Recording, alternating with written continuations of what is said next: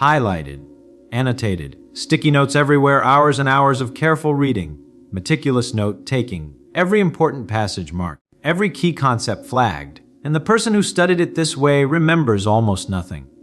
Hey, hold up the pristine book. This book was also studied, but differently. No highlights, no notes in the margins, no sticky tabs, looks untouched, and the person who studied it this way can explain every concept, apply every principle, use the knowledge years later, put books down. What's the difference? Why does one method create the illusion of learning while the other creates actual understanding? Why do 99% of people waste countless hours using the first approach when the second approach actually works? By direct address, Richard Feynman discovered the answer not through research, through frustration, through watching brilliant students work incredibly hard and learn almost nothing, through seeing people spend years in education and emerge barely more capable than when they started. And what he discovered was simple, devastating, and completely reversible once you understand it. 99% of people make one fundamental mistake when they learn, one error that undermines everything. One approach that feels productive but creates nothing. One habit that wastes more time than any other learning mistake combined. Hi Colleen, and today, I'm going to reveal that mistake, show you exactly what it is, prove that you're probably making it right now, and teach you how to fix it. Because once you see this mistake, once you understand why it fails, you'll never learn the same way again, and everything you study from that point forward will actually stick. Or walk across stage. Let me start with the story that reveals everything. It's 1952. Feynman is teaching physics in Brazil, at the University of Rio de Janeiro, and he's shocked by what he discovers. The students are working harder than any students he's ever seen. Hours every day, reading textbooks, taking notes, memorizing, studying intensively, and they're learning nothing.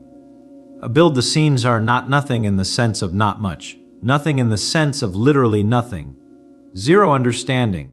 Zero capability, zero transfer of knowledge to actual application. They ace the exams, perfect scores. They can recite everything perfectly, but ask them to apply the physics to a real situation.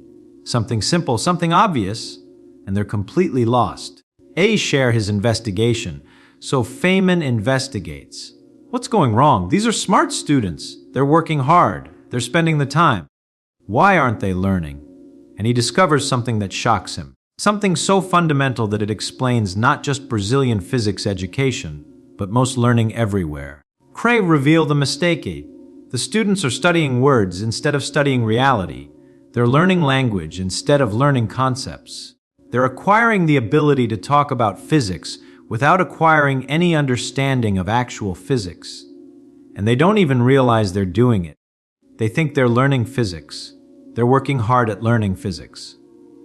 But they're actually just learning how to say physics words. Over here, make it concrete. Feynman gives them a problem. Light reflects off water at an angle. Explain why using what you've learned about electromagnetic radiation and polarization. The students stare blankly. They've studied electromagnetic radiation. They've studied polarization. They've studied reflection. They know all the terminology. They can define every term. But they can't connect it to actual light reflecting off actual water. Because they never learned to connect language to reality. They learned words, not things. That's a reveal the core mistake. That's the mistake. That's what 99% of people do. That's what you're probably doing right now. You study the language of a subject instead of studying the subject itself. You learn to talk about things instead of learning the things. You acquire vocabulary instead of understanding. Physicists make the distinction. Here's the difference of studying language. Reading photosynthesis is the process by which plants convert light energy into chemical energy through the use of chlorophyll. Studying reality. Understanding that plants are essentially solar panels, capturing light and using it to build molecules. And visualizing that process happening in leaves right now. Continue studying language. The derivative represents the rate of change of a function with respect to its variable. Studying reality. Understanding that if you're driving and your speedometer shows 60 mph, that's the derivative of your position, how fast your location is changing, and being able to see derivatives everywhere in the real world. Manfire can make it clear the mistake isn't that you use language. You have to use language. Language is how we communicate. The mistake is treating language as the thing to learn instead of as a tool for learning about reality. Present the framework. Let me show you exactly how this mistake manifests, the specific ways people study language instead of reality. Because once you see these patterns, you'll recognize them everywhere, especially in your own learning. Eisen Manifestation 1. Manifestation 1. Reading without visualizing. Most people read textbooks like novels, words flowing through their mind, comprehending sentences, following along, thinking they're learning, but they're not visualizing what the words describe. They're not building mental pictures of the actual phenomena. They're processing language without connecting it to reality. Make it concrete is a reading about cell division. During metaphase, chromosomes align at the metaphase plate while spindle fibers attach to kinetochores. Processing, that is language, you understand the sentence. You know what each word means. You can repeat the sentence. Processing it as reality. You visualize chromosomes, those X-shaped structures, lining up in the middle of the cell. You see the spindle fibers, like tiny ropes, grabbing onto attachment points. You watch it happening in your mind like a movie. Sheathars make the distinction. One approach learns words. The other learns what words describe. Same time investment, completely different outcomes. Give Feynman example. Feynman never read without visualizing. Every sentence describing a phenomenon, he'd stop and build a mental picture. What does this look like?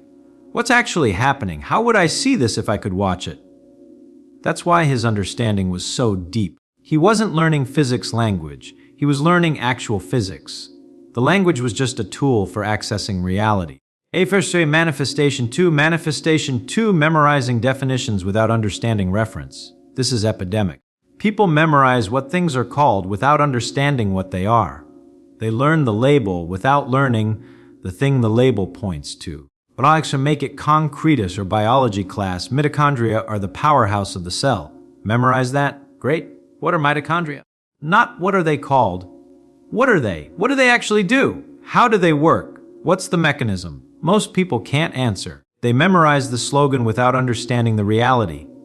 Let's give another example. Economics. Inflation is a sustained increase in the general price level of goods and services. Memorize that. What causes inflation? What's actually happening in an economy experiencing inflation? What are the mechanisms? What are the real world effects?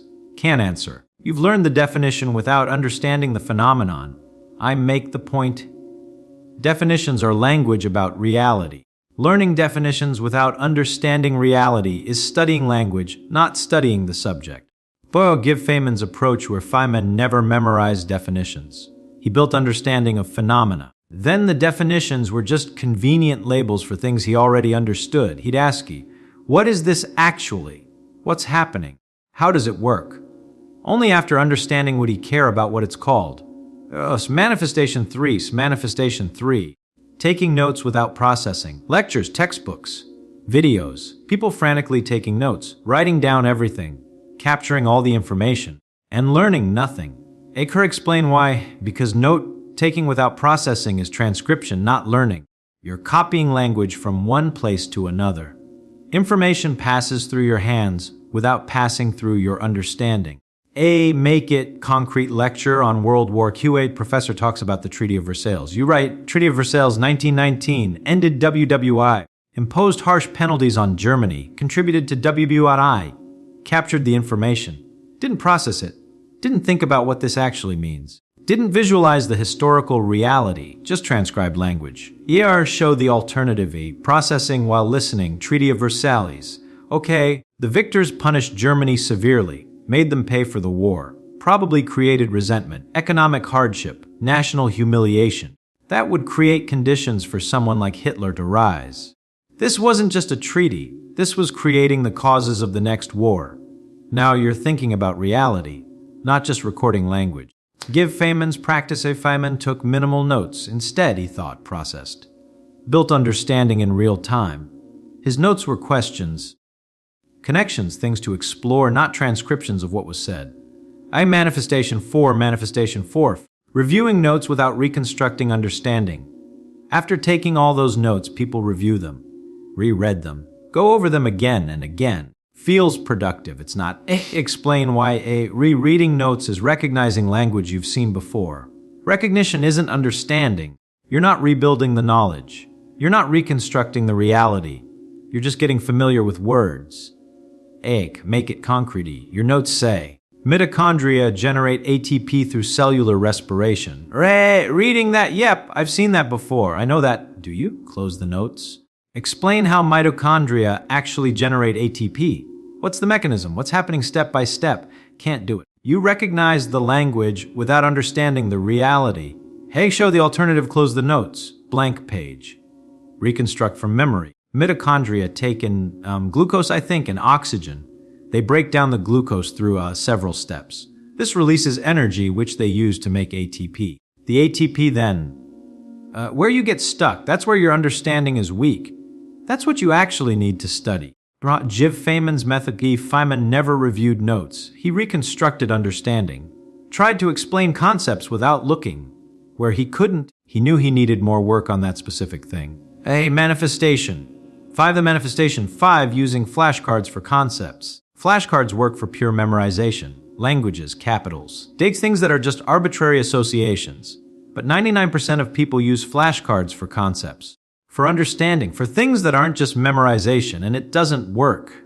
Explain why key. Because flashcards train recognition of language. See this term, recall that definition. Language in, language out.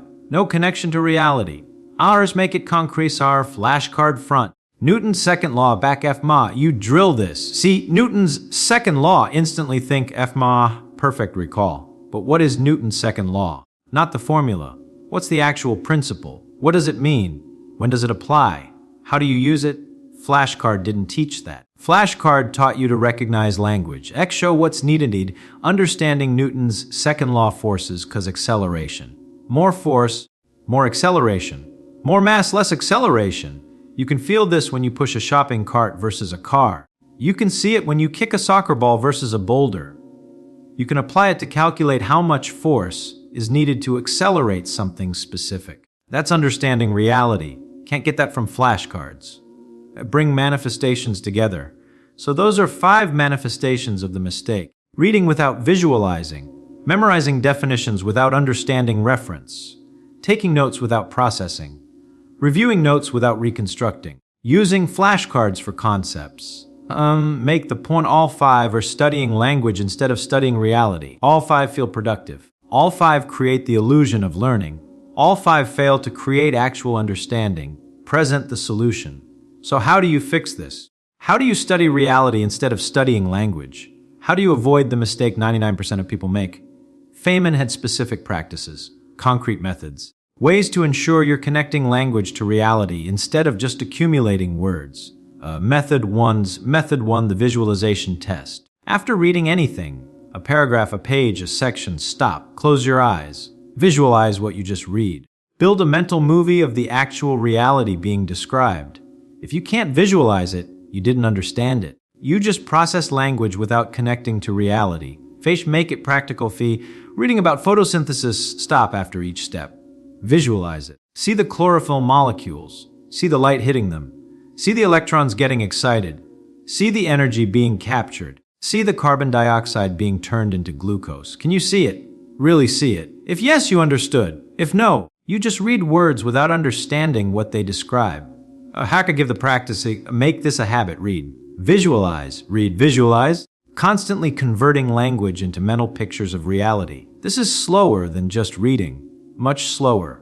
But it actually creates learning. Reading without visualizing is fast, but creates nothing. Method 2, the explanation test. After studying anything, explain it out loud. To yourself, to someone else, to an imaginary person, but out loud, using only simple words. No jargon unless you can define it simply. If you can explain it simply, you understand the reality. If you need jargon to explain it, you only understand language. Our second, make it concrete, is studied quantum entanglement, explain it simply. When 2 particles interact, they become connected in a weird way. If you measure one, it instantly affects the other, even if they're far apart. Nobody knows why, it's spooky. Not complete, but it captures the reality. Shows you understand the phenomenon, not just the terminology. A severe contrast with jargon-dependent quantum entanglement occurs when particles exist in correlated quantum states, such that measurement of one particle's observable instantaneously determines the corresponding observable of the entangled partner, regardless of spatial separation. Sounds impressive. But strip away the jargon. Can you explain what's actually happening? If not, you understand language, not reality.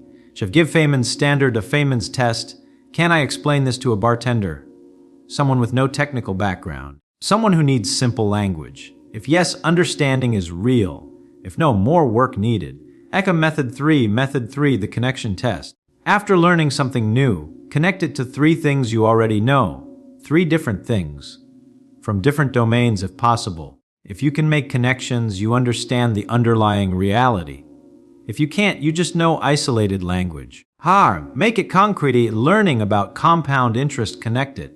Connection 1, like a snowball rolling downhill, gets bigger as it rolls. The bigger it gets, the faster it grows. Connection 2, like viral spread. Each infected person infects multiple others. Growth accelerates. Connection 3, like my credit card debt.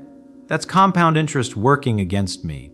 Now I understand why it's so hard to pay off. Yeah, if I'd explain why this works, real understanding of reality lets you see patterns, make analogies, transfer across domains. Language knowledge is isolated, can't connect. Give Feynman example if Feynman connected everything. Physics to biology, math to daily life, abstract to concrete. His understanding was a web, everything linked. Because he understood realities, not just languages. Method 4 is Method 4, the application test. After studying something, find a real situation where you can apply it. Not a textbook problem, a real thing. Something in your actual life or the actual world. If you can apply it to reality, you understand reality. If you can only solve textbook problems, you understand problem language, not the underlying concepts. Make it concrete. Studied basic economics. Supply and demand. Don't just solve textbook problems. Apply it. Why are concert tickets so expensive? Limited supply, high demand. Why are strawberries cheap in summer? High supply, steady demand. Why did PS5s cost so much after release? Limited supply, very high demand. You're seeing the actual economics in the actual world, not just manipulating economic language in textbook scenarios. Exert the practice. For everything you learn, find 3 real-world applications. Force yourself to see the reality behind the language in actual situations. This bridges the gap between language and reality, makes understanding practical, prevents pure language learning. Method 5, the reconstruction test. After studying, wait a day, don't review. Just wait. Then, without looking at anything, reconstruct what you learned on a blank page. From memory in your own words. This reveals what you actually understand versus what you just temporarily memorized. Explain why this works, Strix. When you reconstruct, you can't rely on recognition. Can't just identify familiar language. You have to actually know the reality, understand the concepts, build the explanation from your own understanding, and make it practical. I studied cell division yesterday. Today, blank page. Explain cell division. What happens? In what order? Why? What's the mechanism? Where you get stuck, that's language you memorized without understanding reality. Go back. But this time, build understanding of that specific thing. What's actually happening there? Visualize it. Can I apply it? Hayes give Feynman's habit. Feynman constantly reconstructed, tried to derive things from first principles, tried to explain without referring to notes. That's how he tested his understanding. That's how he ensured he knew reality, not just language. Father tell transformation story. Let me tell you about someone who fixed this mistake. Call her Sarah. Sarah was a law student, working incredibly hard, reading cases, taking detailed notes, memorizing precedents, highlighting textbooks, making flashcards, and failing. Not getting it. Couldn't think like a lawyer. Couldn't apply the law to novel situations. Couldn't see how principles connected. Fast the realization. Then she realized she was studying legal language, learning how to talk about law, memorizing case names and terms, but not understanding actual legal reasoning, not seeing the reality of how law works. She was making the mistake 99% of people make. The change, so she changed everything. Stopped highlighting, stopped making flashcards, stopped taking transcription notes, started visualizing. Every case, she'd visualize the actual situation, actual people in actual conflict, actual judges reasoning through actual problems, started explaining out loud in simple words. What actually happened? Why did the court decide this way? What's the principle? Started connecting. How does this case relate to others? What patterns exist? What's the underlying logic? Started applying, saw law in real news stories. Real situations, real conflicts, started reconstructing, closed books. Explained cases from memory. We're stuck, knew what she needed to actually understand. The transformation is 6 months later, different student. Not just better grades, better thinking. She could reason through novel legal problems, see patterns, apply principles, think like a lawyer. Not because she memorized more, because she stopped studying language and started studying reality. Make the universal point. That's available to you. That transformation, that shift from language to reality, that move from 99% who make the mistake to 1% who don't. Address the deeper issue. Now, let me show you why this mistake is so common. Why 99% of people do it. Why even smart people studying hard fall into this trap. Reason wanting, because language feels like learning. When you read textbooks, take notes, make flashcards, you feel productive. You're doing learning activities. You're engaging with educational materials. But feeling productive isn't being productive. Activity isn't learning. Make the distinction. Studying language creates the sensation of learning without the substance. Your brain processes information. Feels like work. Feels like progress. But no understanding is built. Studying reality is slower. Feels harder. Less obviously productive. But actually creates understanding. Fair reason too, because tests often reward language knowledge, multiple choice, short answer, recall recognition. You can pass by knowing language without understanding reality. So students optimize for tests, learn language, pass exams, think they learned, but they didn't. Make the point, Feynman hated this about education. Tests that measured language instead of understanding. Tests you could pass by memorizing words without knowing things. He designed his tests differently, novel problems. Situations requiring understanding. Applications you couldn't pass by just knowing language. Reason 3. Because studying language is comfortable. Studying reality is uncomfortable. Language is familiar. Reality requires visualization, connection, application, mental work that feels difficult. So people default to comfortable. Read, highlight, review. Recognize all comfortable, all language focused, all ineffective. Make the challenge. Real learning requires discomfort. Requires effort, requires doing things that feel hard. But that discomfort is learning happening. That difficulty is understanding being built. Press our walk to center. So here's what you need to understand. 99% of people make one fundamental mistake. They study language instead of studying reality. Einthak's direct statement, and that mistake, that one error, wastes more learning time than anything else. Thousands of hours spent studying, minimal understanding created. Because all that study focused on language, not reality. The solution is study reality, not language about reality. Reality itself. Visualize what language describes. Explain without relying on jargon. Connect to things you know. Apply to real situations. Reconstruct from understanding. The promise to do this, and everything changes. Hours of study create actual understanding instead of temporary familiarity. Knowledge sticks instead of disappearing. Learning becomes usable instead of just recitable. A final challenge. So here's my challenge. Pick something you're studying right now. Something you've been working on, using traditional methods, reading, highlighting, taking notes, reviewing. Stop. Ask yourself, am I studying language or studying reality? Am I learning to talk about this thing or learning the thing itself? Continue then change. Use the 5 methods. Visualize what the language describes. Explain it simply without jargon. Connect it to 3 other things. Apply it to real situations. Reconstruct it without looking. Make the prediction.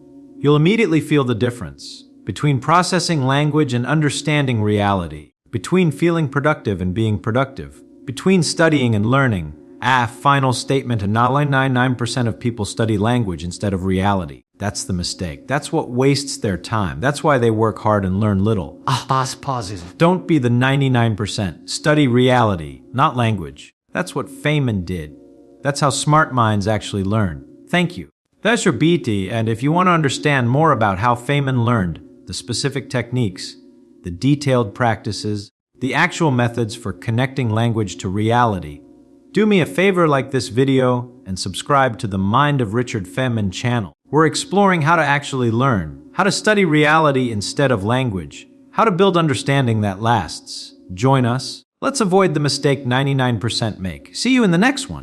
4 years for a degree, 2 years for a master's, years to become competent, years to master a skill, years of your life spent slowly accumulating knowledge. Satter, hold up the daily calendar. This is how long it actually takes when you know how to learn. Days. Sometimes hours. Not because you're rushing, not because you're cutting corners, but because most of what fills those years isn't learning. It's waste and efficiency. Methods designed for institutions, not for actual human brains. Hey, fake! Put calendars down. Richard Feynman learned quantum electrodynamics in days. Not years, days. He learned Portuguese in 2 weeks. Learned to draw in months. Learned biology, computing, lockpicking, all in time frames that seemed impossible. Not because he was superhuman, not because he had a photographic memory, but because he'd figured out something fundamental. The difference between learning that takes years and learning that takes days isn't the content, it's the method. Direct address A? Right now, you probably believe that learning takes time, lots of time, that you need years to master anything substantial. That quick learning means shallow learning. And that belief, that false belief, is costing you years of your life, because it's not true. Deep learning can happen fast, really fast, when you use the right methods. Lean in fees today, I'm going to show you those methods. How smart people learn in days what takes others years. Not shortcuts, not hacks, not superficial speed reading tricks, but actual deep learning compressed into time frames you probably think are impossible. Because the methods you're using right now, the ones schools taught you, they're designed for something other than efficient learning. And once you see what they're designed for and what actually works, everything changes. Walk across stage, and let me start with a story that reveals the whole system. It's 1951. Feynman is on a ship to Brazil, 2-week voyage, and he decides, I'm going to learn Portuguese. Not, I'm going to start learning Portuguese. Not, I'm going to get familiar with Portuguese. Learn Portuguese. In 2 weeks, on a ship. Build the scene. He has some textbooks, some grammar books, and there are Portuguese speakers on the ship. That's it. 2 weeks. No classes. No formal instruction, no language lab, no apps. And by the time he arrives in Brazil, he's conversational, not fluent, not perfect, but genuinely conversational. Can have real conversations, can understand and be understood. Share the reaction. People are amazed. How did you learn Portuguese in 2 weeks? That's impossible. Languages take years to learn. And Feynman says something revealing. Languages don't take years. The methods people use take years. The language itself takes days if you learn it right.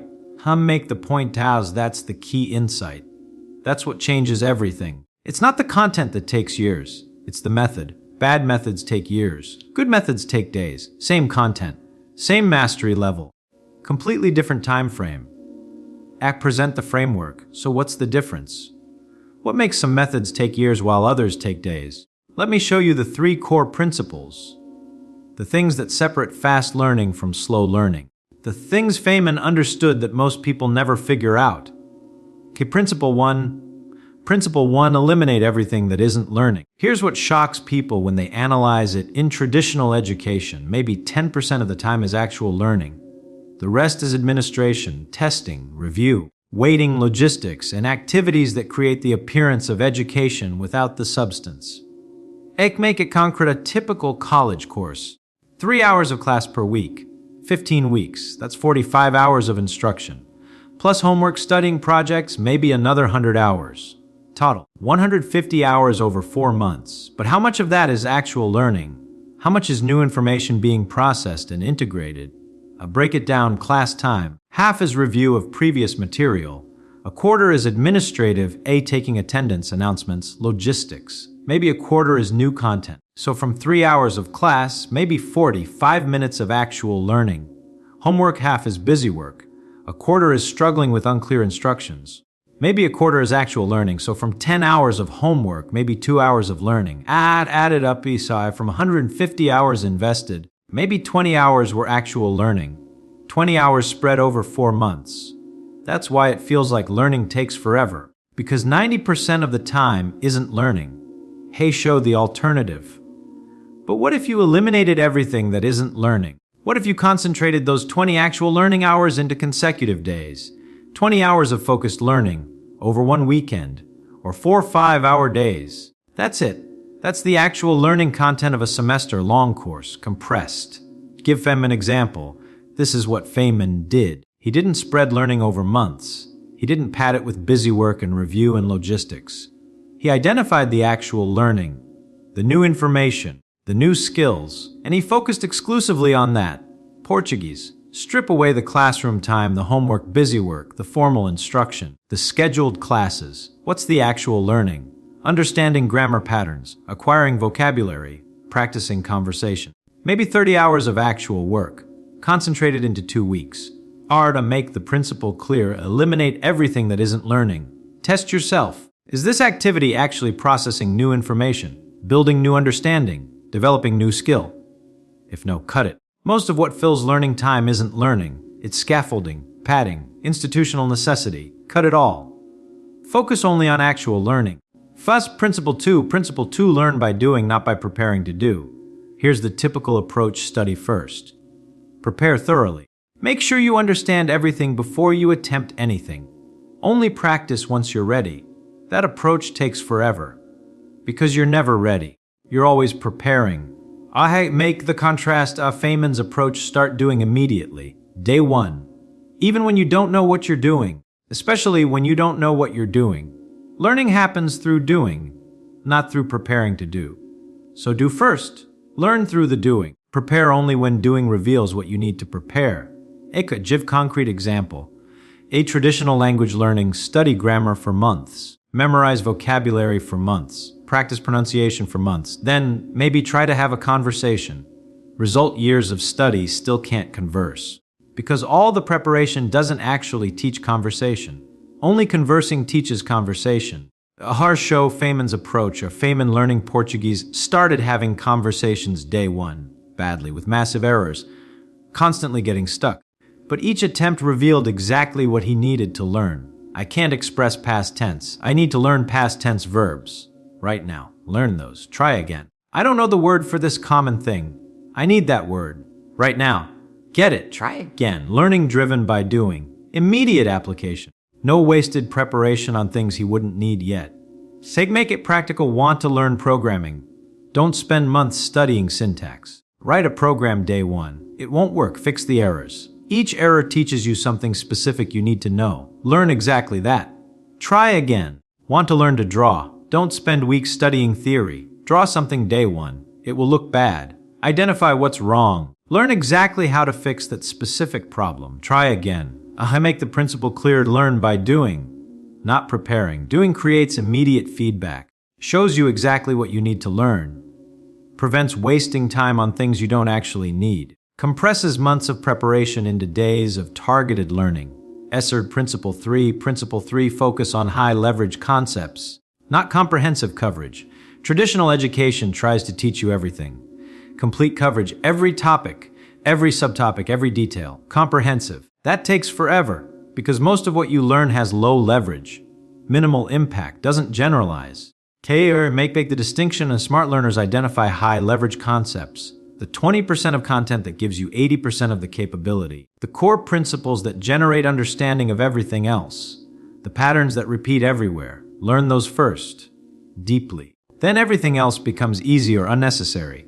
Give example: a traditional biology education, memorize thousands of facts, names of structures, specific processes, detailed mechanisms. Comprehensive coverage of everything takes years, and most of it doesn't actually help you understand biology. The show the alternative: high leverage biology, evolution by natural selection, cell theory, DNA protein relationship, energy flows, maybe 10 core concepts. Learn those deeply, really deeply, and suddenly you can reason about most biological phenomena. The thousands of facts become obvious applications of the core concepts. You don't need to memorize them. You can derive them. Give Feynman example. Feynman learning biology. He didn't try to memorize everything. He identified core concepts, memorized almost nothing, but understood the patterns so deeply he could figure out specifics when needed. His biology colleagues had memorized vastly more facts, but he could solve problems they couldn't. Because he had high leverage understanding, not comprehensive memorization. Make it practical in any field. What are the core concepts, the fundamental patterns? The high leverage principles. Learn those first, deeply. Everything else either follows from those or doesn't actually matter. Don't aim for comprehensive coverage. Aim for deep understanding of high, leverage concepts. That's how you compress years of learning into days. I'll bring principles together, So those are the 3 principles. 1. Eliminate everything that isn't learning. 2. Learn by doing, not preparing to do. 3. Focus on high leverage concepts, not comprehensive coverage. Make the promise or apply these 3 principles, and learning that would normally take years happens in days. Not superficially, deeply. With genuine understanding and capability. Arcs present the method. Now let me give you the specific method. The step-by-step process that implements these principles. The way to learn anything in days. Step 1 for step 1. Identify the core capability you want to develop. Now, I want to learn Spanish. Too vague, too broad. What specifically do you want to be able to do? I want to have basic conversations in Spanish about everyday topics. That's specific, measurable, achievable in days with the right method. Make it content, not, I want to learn programming. What capability specifically? I want to build simple web applications that store and display data. Specific, focused, learnable in days. This year, explain why this matters as vague goals take forever because you never know when you're done. You keep studying, never actually achieving anything. Specific capabilities can be achieved quickly. You know exactly what you need to learn. You know when you've achieved it. You can focus. Step 2. Step 2, find the minimal viable knowledge. What's the absolute minimum you need to know to start doing the thing? Not everything. The minimum. Give example, conversational Spanish. Minimal viable knowledge, present tense verbs, about 50 common ones. Essential vocabulary, maybe 500 words. Basic sentence structure, that's it. Maybe 20 hours of actual learning. You won't speak perfectly. You won't have comprehensive knowledge, but you can have basic conversations. You can do the thing. Continue building web applications. Minimal viable knowledge, HTML basics, CSS basics. JavaScript basics, how to store data, how to display data, maybe 40 hours of actual learning. You won't be an expert, you won't know everything, but you can build simple applications. You can do the thing. Make the point. Don't try to learn everything before doing anything. Learn the minimum to start doing. Learn the rest through doing. This compresses months of comprehensive study into days of targeted learning. Step 3. Step 3, create a doing-based practice structure. Design activities that require you to actually do the thing. Not study about it, do it. Make it concreting, learning conversational Spanish. Practice structure day 1, have a conversation. Use your 50 verbs and 500 words. It will be broken and frustrating. Perfect. That frustration shows you exactly what you need to learn next. Day 2, fix yesterday's biggest gap. Learn what you needed but didn't have. Have another conversation. Slightly better. New gaps revealed. Day 3, fix yesterday's new gaps. Conversation again. Repeat. Continue cause learning web development. Practice structure day 1, build an application. Simple. Maybe a to-do list. It won't work well. Good. Fix what's broken. Day 2, add a feature. Discover what you don't know. Learn exactly that. Add the feature. Day 3, add another feature. Same process. Learn through building. Make the point. Every day, you're doing the actual thing. Learning is driven by doing. You learn exactly what you need, exactly when you need it. No wasted preparation. No abstract study disconnected from application. Step 4. Intensive immersion for consecutive days. Don't spread it over months. Compress it into consecutive days. Intensive, focused, immersed. Explain why, when you spread learning over months, you forget between sessions. You need constant review. You lose momentum. You never get into deep flow. But when you compress into intensive consecutive days, you maintain context, you build momentum, you enter flow states, you learn exponentially faster. Make it concrete. Instead of 1 hour per day for 100 days, do 10 hours per day for 10 days, same total time, vastly different results. The consecutive intensive approach keeps everything in working memory. You don't forget between sessions. Each day builds on the previous without loss. Give Feynman example. This is what Feynman did. When he decided to learn something, he immersed. Days of consecutive focused work, not scattered sessions over months. Portuguese 2 weeks of immersion.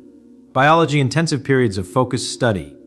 Lockpicking days of concentrated practice. Make the caution. This requires clearing your schedule, taking time off, creating space. You can't do this while juggling other obligations. But it's worth it. 10 days of immersion accomplishes what months of scattered effort never could. Step 5 compress feedback loops. Traditional learning has slow feedback. You study. Then weeks later, you test. You don't know if you're learning effectively until weeks have passed. Fast learning has immediate feedback. You try, immediately discover if it worked, immediately adjust, immediately try again. Or make it practical, learning language through conversation, immediate feedback. You say something, they understand or they don't. You adjust immediately. Try again immediately. Learning programming by building immediate feedback. You write code. It works or it doesn't. Error messages tell you exactly what's wrong, fix it immediately. Try again immediately. I contrast with traditional classroom lecture, homework, submit, wait days for feedback. By the time you get feedback, you've forgotten the context. Feedback is useless. Fast learning, try. Get feedback instantly. Adjust. Try again. Feedback loop measured in seconds or minutes, not days or weeks. Yeah, sure, make the principle. Design your learning so feedback is immediate. Every attempt gives instant information about what's working and what isn't. That rapid iteration accelerates learning dramatically. Bring method together.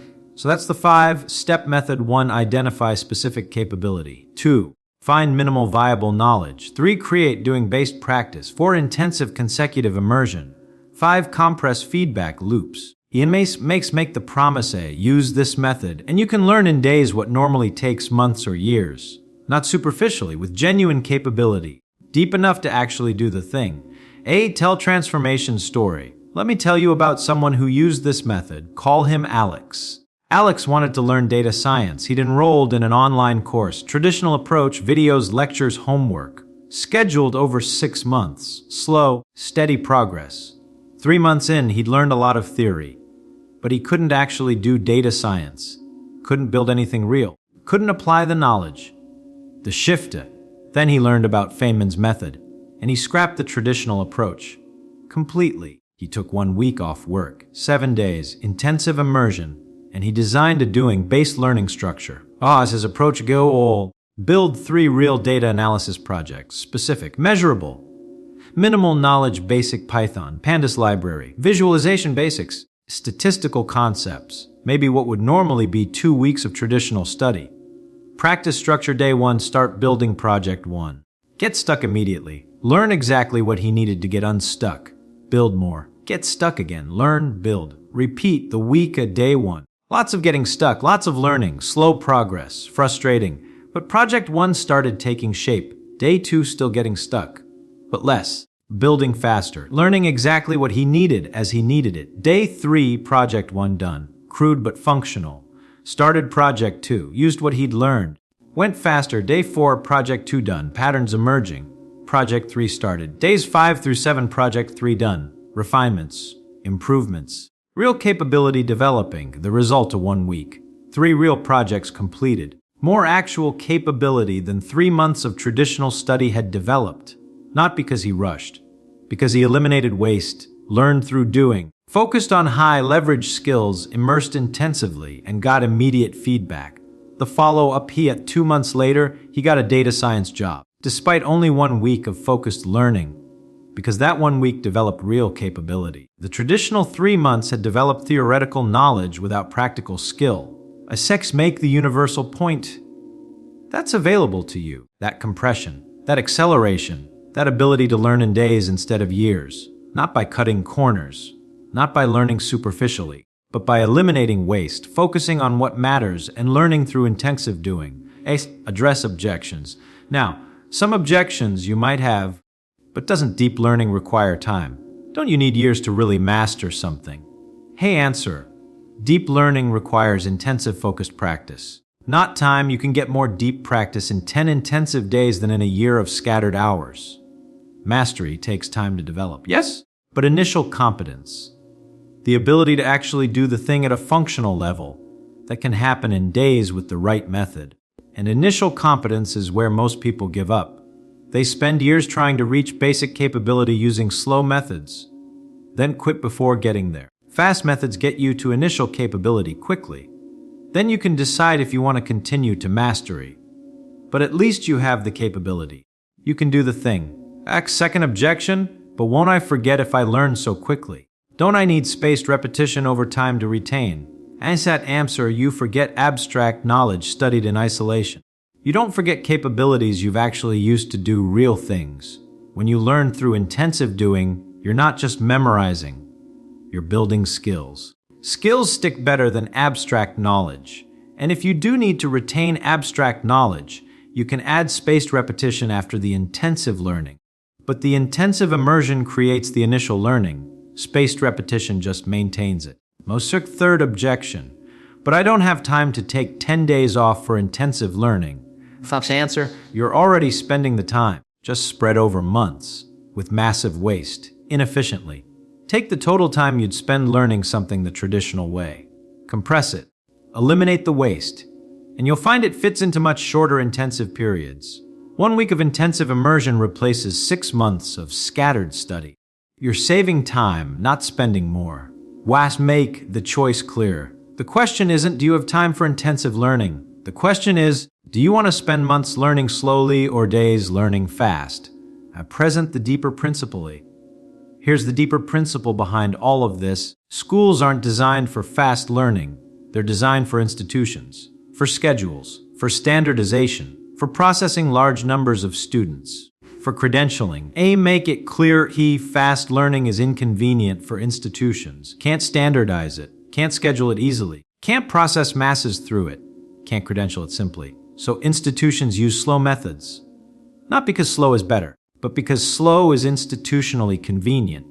The liberation, but you're not an institution. You don't need institutional convenience. You need actual learning, so you can use fast methods, the methods that actually work for human brains, the methods that compress years into days. Richard Feynman's insight of Feynman understood this. He learned outside institutions whenever possible. When he had to work within institutions, he ignored their slow methods and used fast ones anyway. That's why he could learn so much, so deeply, so quickly, because he refused to be limited by institutionally convenient methods. Walk to center So here's what you need to understand. Learning doesn't take years. Bad methods take years. Good methods take days. It's our direct statement. You can learn conversational language in weeks. You can learn programming in days. You can learn to draw in months. You can develop real capability in any field in compressed time frames that seem impossible with traditional methods. The 3 principles that eliminate everything that isn't learning. Learn by doing, not preparing to do. Focus on high leverage concepts, not comprehensive coverage.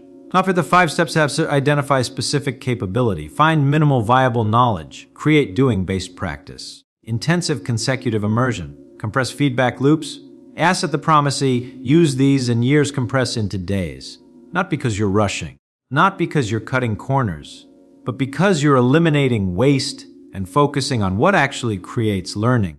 Final challenge, so here's my challenge. Pick one thing, one skill, one capability you've been meaning to learn, something you thought would take months or years, and learn it in a week using this method. Intensive immersion, doing-based practice, focused on high-leverage concepts, immediate feedback.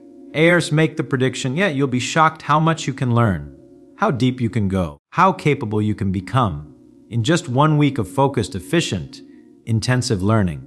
And you'll realize it was never about the time. It was always about the method. Final statement, smart people don't learn slowly. They learn fast. Not because they're smarter, because they use better methods. Stop using methods designed for institutions. Start using methods designed for human brains. Learn in days, not years. Thank you. If you want to understand more about how Feynman learned, the specific techniques he used, the detailed practices, the actual methods for learning anything quickly, do me a favor, like this video and subscribe to the Mind of Richard Feynman channel. We're exploring how to learn efficiently, how to compress years into days, how to develop real capability fast. Join us. Let's learn like geniuses together. See you in the next one.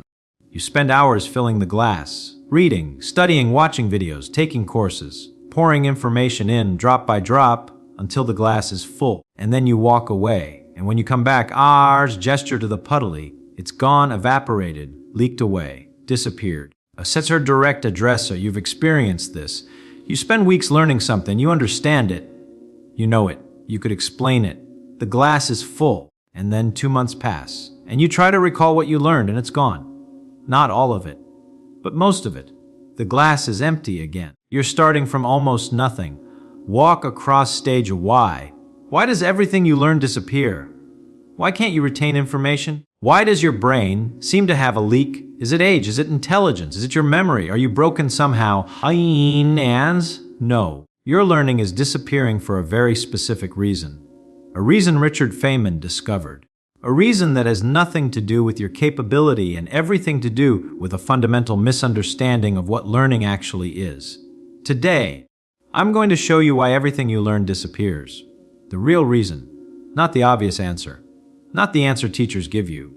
The deep, structural reason that explains why learning vanishes for almost everyone. And then I'm going to show you how to fix it. How to learn in a way that doesn't disappear. How to make knowledge permanent instead of temporary.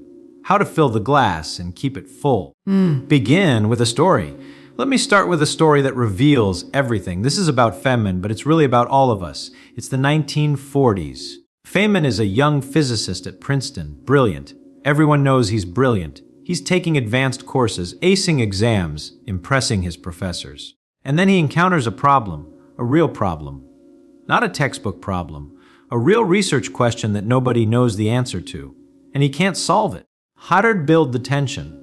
Not because it's too hard, not because he's not smart enough, but because he realizes something devastating. He doesn't actually understand the physics he's learned. He knows the equations. He can solve textbook problems. He passed all his exams with excellent grades. But when he encounters something genuinely novel, something that requires actually understanding the underlying principles, he's lost. The Sir share his realization, and that's when Feynman has this shocking realization. He's been learning wrong his entire life. He thought learning was about acquiring information, about filling his head with formulas and facts, about being able to solve the kinds of problems that appear on tests. But that's not learning. That's memorization. That's pattern matching. That's performance. And it disappears because it was never real understanding in the first place. Make the crucial point. This is why everything you learn disappears. Not because you have a bad memory. Not because you're not studying hard enough. But because what you think is learning isn't actually learning at all. You're memorizing. You're pattern matching. You're cramming information into short-term memory so you can perform on tests. And then it disappears. Of course it disappears because it was never really there. High direct statement, a real learning doesn't disappear. Real understanding is permanent. Once you actually understand something deeply, truly, fundamentally, you don't forget it. The problem is, almost everything we call learning isn't real learning. It's temporary information storage. And temporary storage always disappears. Our walk across stage. Let me show you exactly what I mean. Let me show you the difference between real learning and fake learning. Because once you see this difference, everything makes sense. Present, the comparisons, and fake learning is, I can solve this type of problem because I've seen this type of problem before and I know the pattern. Real learning is, I can solve this problem because I understand the underlying principles, and I can apply those principles to any variation of the problem, even ones I've never seen before. Make it concrete. Fake learning is I memorize that force equals mass times acceleration. And when I see a problem about force, I plug numbers into that formula. Real learning is I understand that force is the interaction that changes motion. I can visualize what that means physically. I can derive the relationship from first principles. And I can apply it to situations that aren't obviously force problems. Folks show the difference there. Fake learning disappears because it's just memorized patterns stored in short-term memory. When you stop rehearsing those patterns, they fade. Real learning stays because it's understanding stored in your mental model of how things work. Understanding doesn't fade. It becomes part of how you think. Make it personal. Think about something you really understand, not something you memorized. Something you genuinely get at a deep level. Maybe how to ride a bike. Maybe how to have a conversation. Maybe how to cook a familiar dish. Maybe how your job actually works. Can you forget those? Can they disappear? Answer a no, because they're real learning. They're understanding embedded in how you think and operate. They can't disappear because they're not just stored information. They're part of you. Make the contrast, but think about things you learned in school. History dates, chemistry formulas, grammar rules, math procedures. Did those disappear? Fey answer most of them, yes, because they were fake learning, temporary storage, memorized patterns, never real understanding. Present the framework is ours, so here's the framework. Here's why everything you learn disappears. You're doing fake learning. You're memorizing instead of understanding. You're storing information instead of building mental models. You're learning for tests instead of learning for comprehension. And fake learning always disappears. Apausis. So how do you do real learning? How do you learn in a way that doesn't disappear? Feynman figured this out, and he developed a specific method. A method that ensures you're doing real learning instead of fake learning. A method that makes knowledge permanent. Present Feynman's method, he called it learning by explaining. Here's how it works. If you can explain something in simple terms to someone who knows nothing about the subject, then you understand it, really understand it. And that understanding won't disappear. But if you can't explain it simply, then you don't really understand it. You've just memorized it, and it will disappear. Harris, make it concrete. Take any concept you think you know, anything you've learned, try to explain it to someone who knows nothing about it. Use only simple words, no jargon, no technical terms unless you can define them simply. Can you do it? Can you make someone who knows nothing about the subject understand it? Reveal the test. If yes, you really learned it. It won't disappear. If no, you memorized it. It will disappear. That's the test. That's how you know whether your learning is real or fake. Share how Feynman used this. Feynman used this test on himself constantly. Every time he thought he understood something, he'd try to explain it in simple terms, often to himself out loud, pretending he was teaching a child. If he could do it, he knew he understood. The learning was real. It would stay. If he couldn't do it, he knew he didn't really understand yet. The learning was fake. It would disappear. So he'd go back and learn it properly. Learn it until he could explain it simply. I give an example. He's learning about quantum electrodynamics, complex topic, lots of mathematics, lots of abstract concepts. Other physicists learn it by memorizing the math, by learning to solve standard problems, by recognizing patterns. And they can do that. They can pass exams on it. They can publish papers using the techniques. Show what Feynman does differently. But Feynman doesn't just memorize the math. He builds a visual, intuitive understanding. He imagines what's actually happening. He creates simple pictures that represent the complex mathematics. And he tests himself. Can I explain this to someone who doesn't know any physics? Can I make them understand what's actually happening? When he can do that, he knows the learning is real. And it is. He retains that understanding for decades, builds on it, uses it to make discoveries. It never disappears. Make the contrast. The physicists who just memorized, many of them forget the details within years. They remember that they once studied this. They remember vaguely what it was about. But the actual understanding, gone, disappeared, because it was never real learning. It was temporary storage that they mistook for understanding. At present, the core insight.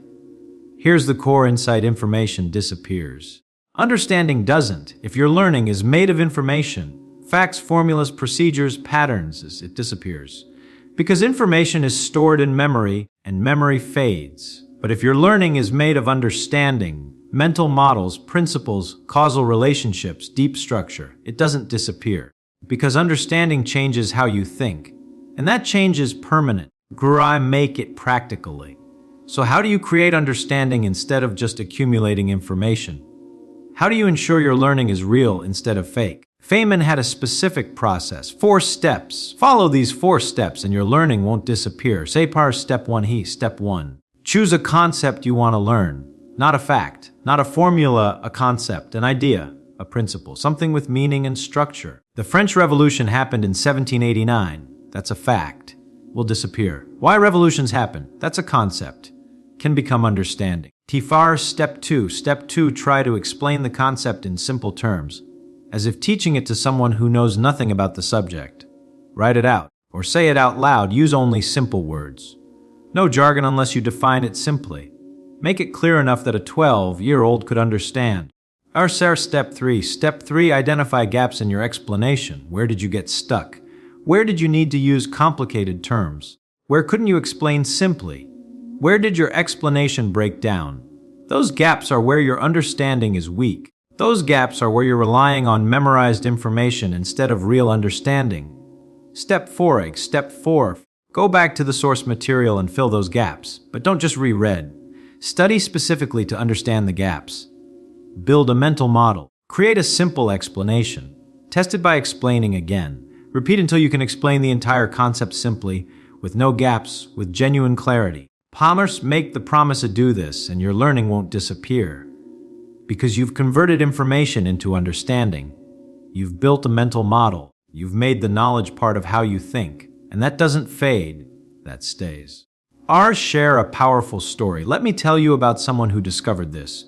Call her Jennifer. Jennifer was a medical student. Brilliant.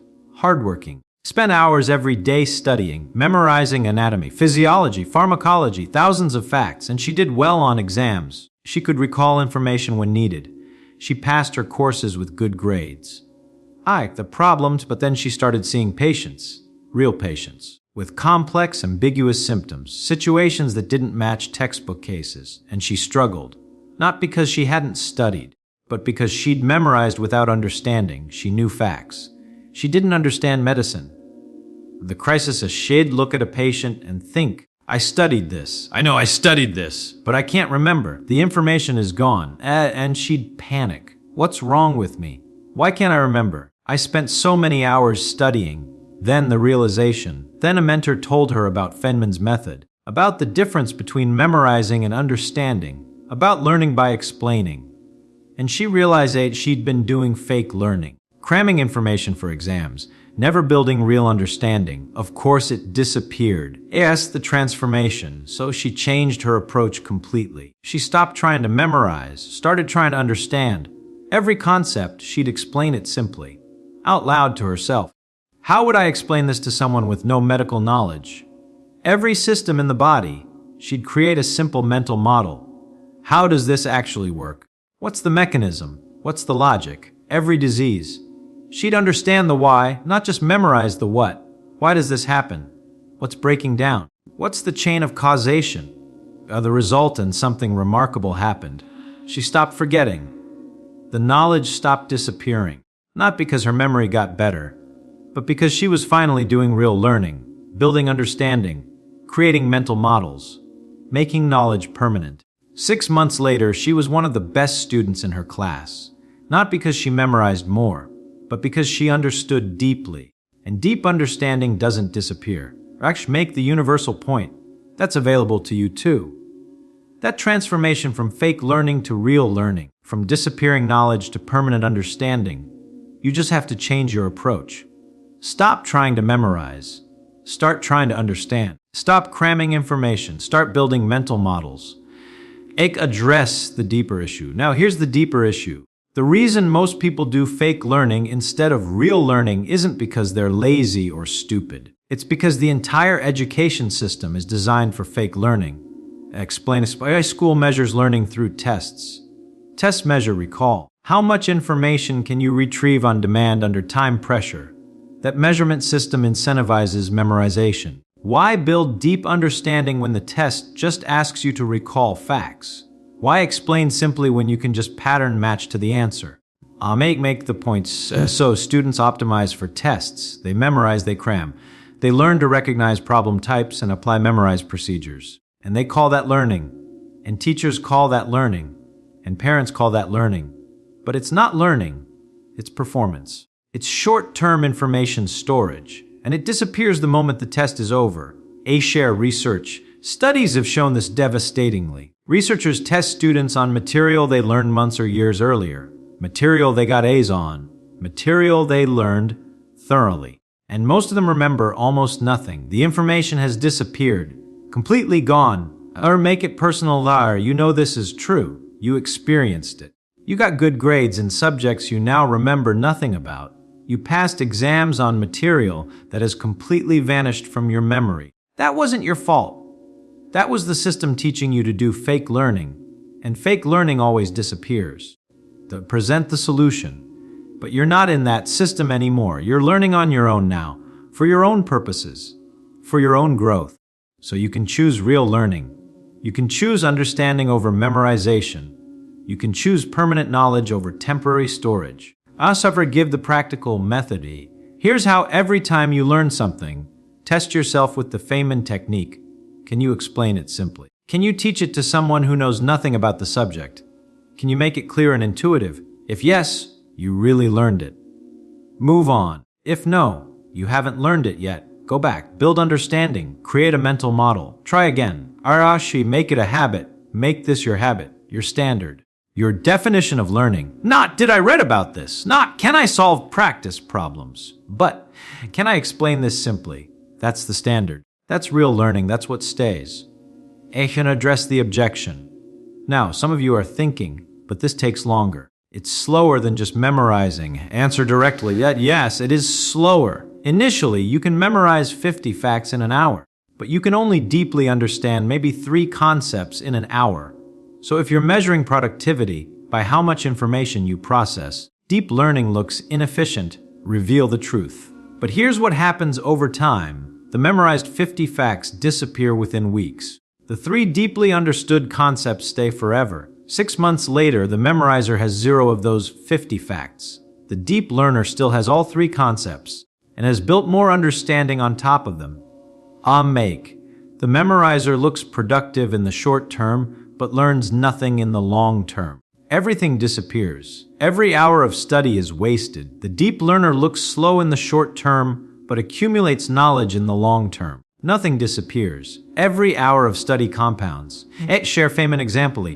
This is why Feynman seems slow sometimes. Other physicists would race through textbooks, memorizing formulas, learning techniques. Feynman would go slowly. Really understand each concept. Build intuitive pictures. Test his understanding by explaining simply. It looked less productive. He covered less material of the result but years later, Feynman retained everything and could use it creatively. The fast learners had forgotten most of what they crammed and couldn't apply what little they remembered. Slow, deep learning beats fast, shallow learning, always, because deep learning doesn't disappear. Here's another key insight. Here's another key insight about why learning disappears: isolation. When you learn something in isolation, disconnected from other knowledge, disconnected from application, disconnected from meaning, it disappears. But when you connect new learning to existing knowledge, when you see how it relates to things you already understand, when you apply it to real situations, it stays. Because it's integrated, it's part of a web of understanding. It's not isolated information that can vanish. It's connected knowledge that reinforces itself. Make it practical. So when you're learning something new, always ask, how does this connect to what I already know? What does this relate to? How is this similar to or different from other things I understand? Build connections. Create relationships. Integrate new learning into existing knowledge structures. Give example of Feynman did this constantly. When learning biology, he connected it to physics. How do these biological processes relate to physical principles I already understand? When learning about art, he connected it to science. How do visual perception and color theory relate to physics and human psychology? Everything connected to everything. Nothing existed in isolation, so nothing disappeared. The web of understanding was too strong, too reinforced. Address the final issue P. One more reason learning disappears: lack of use. Even real understanding, even deep learning, can fade if you never use it. Not disappear completely. Real understanding is remarkably persistent, but it can become rusty, less accessible. Make the solution, so use what you learn. Apply it, teach it, think with it, reference it. Build on it. Don't just learn and then file it away. Learn and then use it, immediately, regularly, continuously. As to give the method every time you learn something. Within 24 hours, use it somehow. Apply it to a problem. Explain it to someone. Write about it. Think about how it relates to your work or life.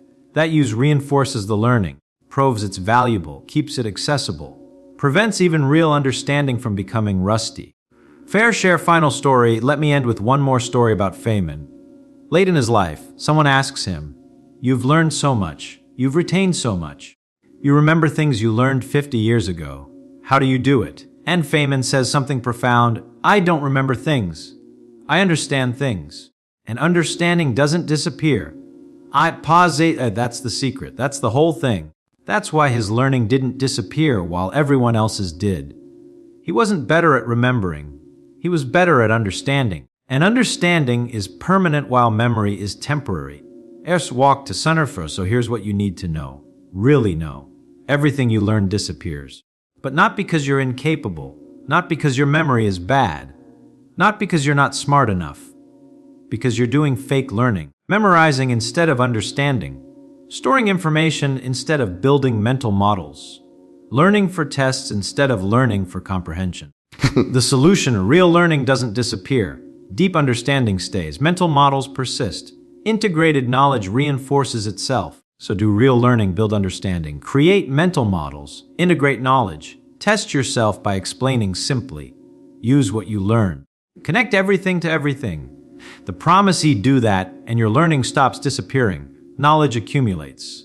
Understanding compounds. You build intellectual capital that lasts decades instead of weeks, not because your brain changed, but because you're finally learning in a way that's designed to last. Far final challenges, so here's my challenge. Take one thing you're learning right now, one concept, one idea, one skill, and test yourself with Feynman's method. Can you explain it simply? Can you teach it to someone who knows nothing about it? Can you make it clear and intuitive? If yes, good, you really learned it. It won't disappear. If no, go back. Build understanding. Create a mental model. Explain it simply. Keep going until you genuinely understand. As the transformation are do this once, and you'll feel the difference. The difference between fake learning and real learning. The difference between temporary storage and permanent understanding. Do this consistently, and your learning stops disappearing. Forever. Far final statement, everything you learn disappears. Unless you learn it right. Unless you build understanding instead of memorizing information. Unless you create mental models instead of accumulating facts. Learn right, and knowledge is permanent. It doesn't disappear. It accumulates. It compounds. It becomes part of you. Smile, that's what Feynman discovered. That's what transformed his learning. That's what can transform yours. Stop doing fake learning. Start doing real learning. Stop letting knowledge disappear. Start making it permanent. Thank you. Third BT. If you want to go deeper into Feynman's method of learning, if you want more techniques for building permanent understanding instead of temporary memory, do me a favor. Like this video and subscribe to the Mind of Richard Feynman channel. We're exploring how to learn in ways that last. How to build knowledge that doesn't disappear. How to create real understanding. Join us. Let's make learning permanent together. See you in the next one.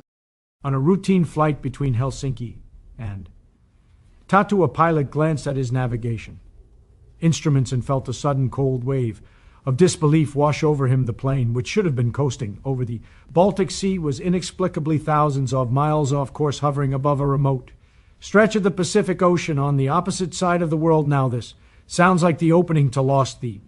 Reality is something much more scary. Russians, specifically a concerted body of activity to disrupt the way we navigate around our planet using the Global Navigation Satellite System, or GNSS, to provide GPS data. In fact, we can actually see this happening. This is the global survey activity that measures GPS threats and interference around the world. As we pan east, we notice a significant increase in the failure rate of GPS fidelity, with particularly high compromise exactly on the Helsinki-Tartu flight path. By assuming the line of sight is needed for this GPS attack, and looking at the signal strength in the area, internet sleuths narrowed down the likely source of this phenomena to just west of St. Petersburg. There's also another interesting dead zone, but that one's located in the USA just west of San Antonio. What initially got me interested in this story was videos like this one that had been circulating the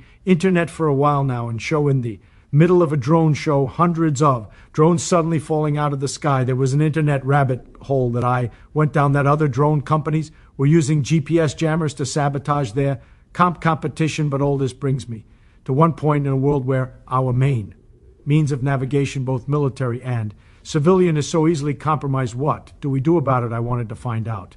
So I reached out to a team of quantum physicists and engineers based in Oxford that are working on a solution, the world's first quantum positioning system that taps into the very nature of quantum mechanics in order to navigate. We hear a lot online, and you guys leave me a lot of comments that the of quantum, much like fusion always seems 30 years away. This is a direct counterpoint to that argument. The magic behind their technique comes from the ability to control ultra-cold states of matter at inflection. We're experts in cooling and trapping atoms and manipulating them using magnetic fields.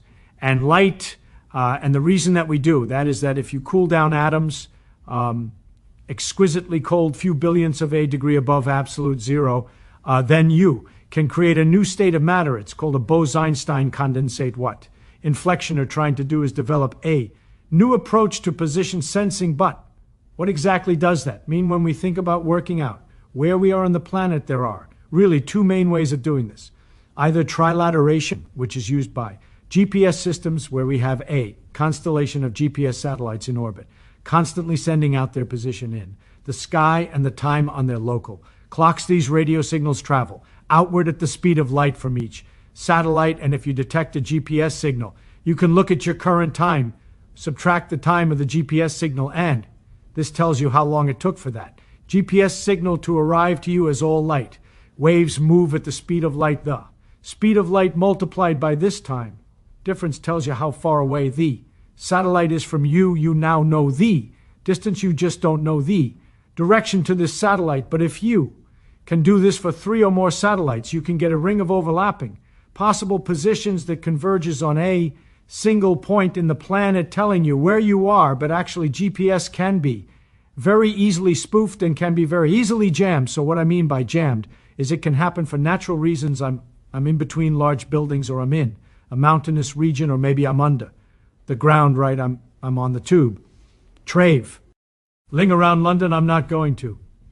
Get a GPS signal. GPS can also be jammed with very cheap jammers that literally block the GPS signal. Spoofed is a little bit more insidious, where you look at your GPS signal. It tells you that you're in one place, you're really in another. That can be either in the theater of war, or like a few delivery drivers did a few years ago to disguise the fact they were taking naps throughout the day. If that is the case, then all of these break the reliability of GPS. If that goes down, you have to rely on something called dead reckoning, and dead reckoning is based on accelerometers, rotation sensors that measure inertial forces. Dead reckoning was originally developed by sailors as early as the 1600s trying to navigate around the globe. Back then, all they had was a compass, and that gives you a direct direction, but not a position. So how do you work out where you are? Imagine you are a sailor trying to make your way over to America. You start by locating your position on the map by looking for the port you are leaving from. You decide to head to America by moving straight west. If we make the physicist assumption that ocean currents and stray winds don't knock us off course at all, and we follow our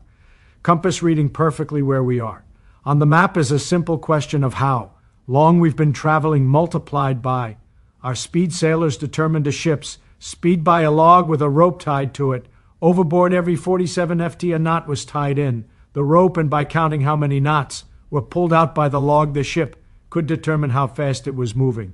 This gave us the definition of speed, measured in knots, still used by ships and aircraft to this day. This worked okay for sailors back then, but for some reason never caught on with commercial aircraft pilots. Maybe because you need a lot more rope, but also because these systems weren't accurate enough, and velocity is rarely constant. So during the mid-20th century, particularly during World War II, dead reckoning systems moved to measuring acceleration rather than velocity. These worked broadly the same, but measured acceleration over time to calculate velocity, then velocity over time to calculate position. I like to think of this as basically what you do. If you ever find yourself kidnapped and put in the back of a trunk, you feel the movements of the car around you and keep track of your position. This process works because every action has an equal and opposite reaction. To understand this better, you might imagine Einstein in a rocket ship in space. As the rocket accelerates, he gets pushed to the bottom of the ship. Similarly, moving left or right causes him to bump into the Opposite wall, the device that measures all of these movements is called AA, inertial measurement unit, or an IMUN. It measures changes in acceleration or deceleration by watching its internal. Einstein bump around, but why is this so? Interesting, it means that unlike GPS number, external reference signal is needed, which could otherwise be vulnerable to hacking, jamming, or poofing dead.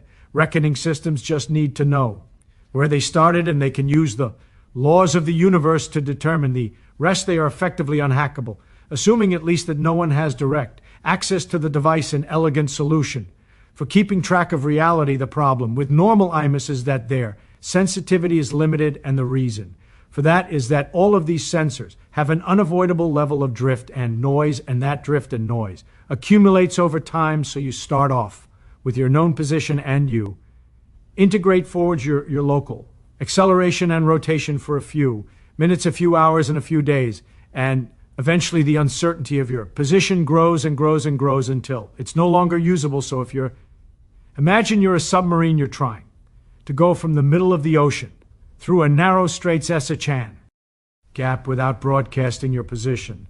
With sonar or any emissive technology, you then are more and more uncertain about your ability to navigate underwater, and I pick underwater because GPS does not penetrate underwater at all. So regardless of the situation, you always need inertial navigation.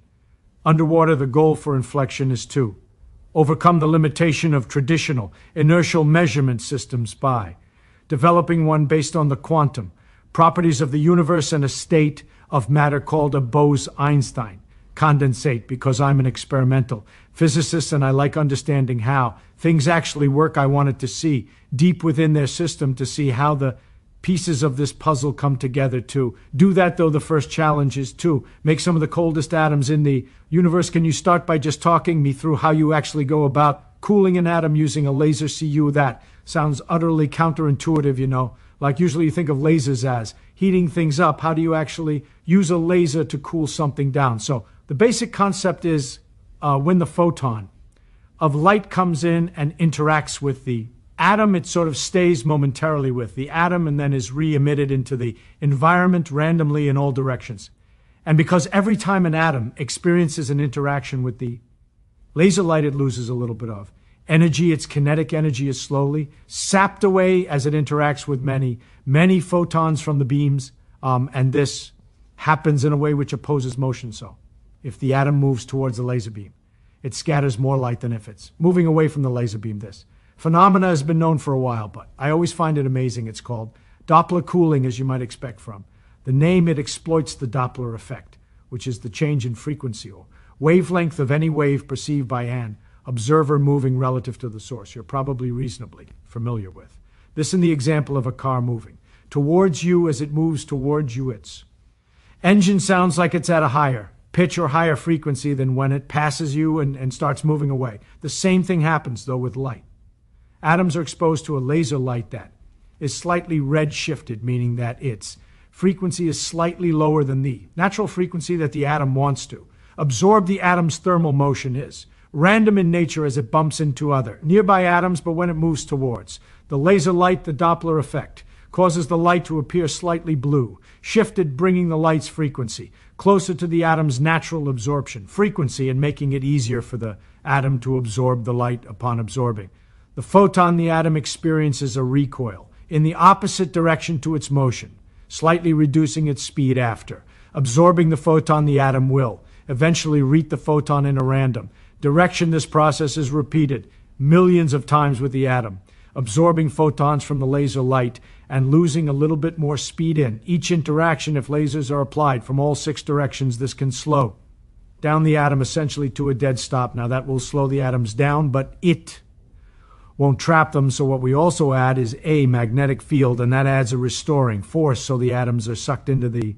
center of the magnetic field. In this setup, we have 6 separate laser beams arranged, so one from this direction and its partner from above, one from this direction and its partner, and then one kind of in this direction and one traveling this way. And so this means that we have a laser beam and pushing the atoms in all 3 dimensions and both axes, and this is the first stage of what we will eventually do, which is to to trap and cool atoms way colder than that, even to the state of matter, known as Bose-Einstein condensate. This magnetic optical trap, or MOT, means that you can hold on to these super cold atoms in the middle of a vacuum chamber like this and keep them away from the sidewalls of your container so they don't touch it and instantly start to heat up. This is kind of hard to see happening because, well, it's a cloud of atoms, but also the laser is in the infrared, which our eyes and our cameras aren't very good at detecting here. My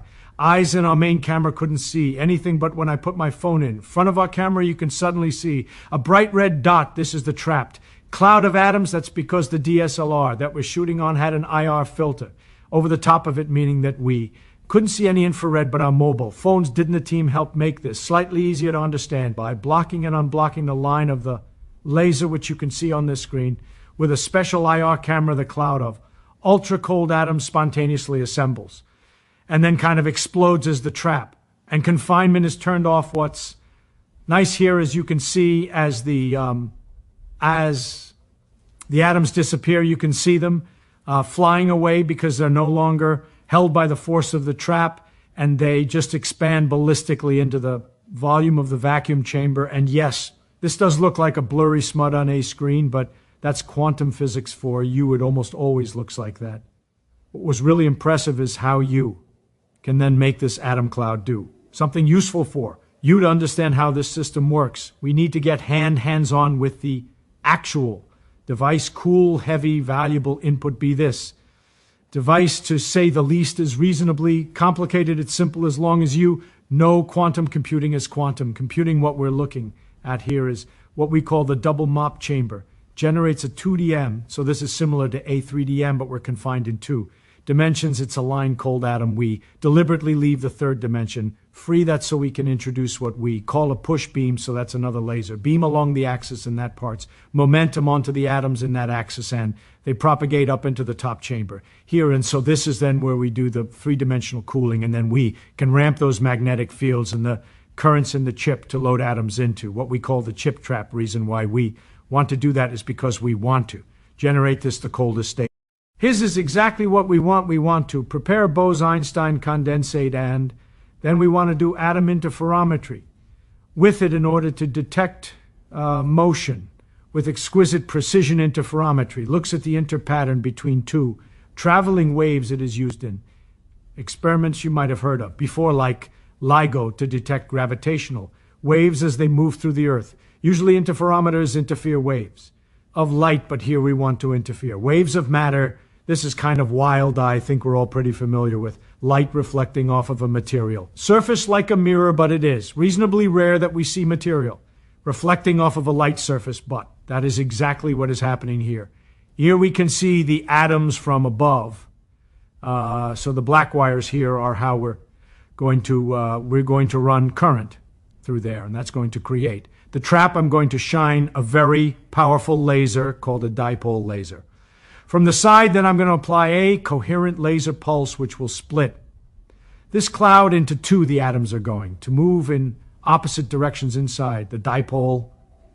Then we're going to coherently flip them back so that they recombine in the middle and after, completing this interferometry sequence. The phasor the atoms is sensitive to the acceleration, so we can take an image of the cloud and read out the portion of the cloud in each of the momentous state, and that will be a fingerprint of how the cloud was accelerating during the measurement. That image is destructive, so we will no longer have a B Einstein condensate. The atoms will be warm and they'll be dispersed in the vacuum chamber, and therefore we have to start the whole cycle again, so we get 1 image every cycle, which is about once a second. So what this technique relies on is that if there are any small changes to acceleration, the ship moving up, down, left, right, forwards, or backwards, this will impart a small difference in the 2 clouds of atoms, such that when they are brought back together and recombined, you see a small interference signal correlating to this acceleration. Don't get me wrong, every single step of this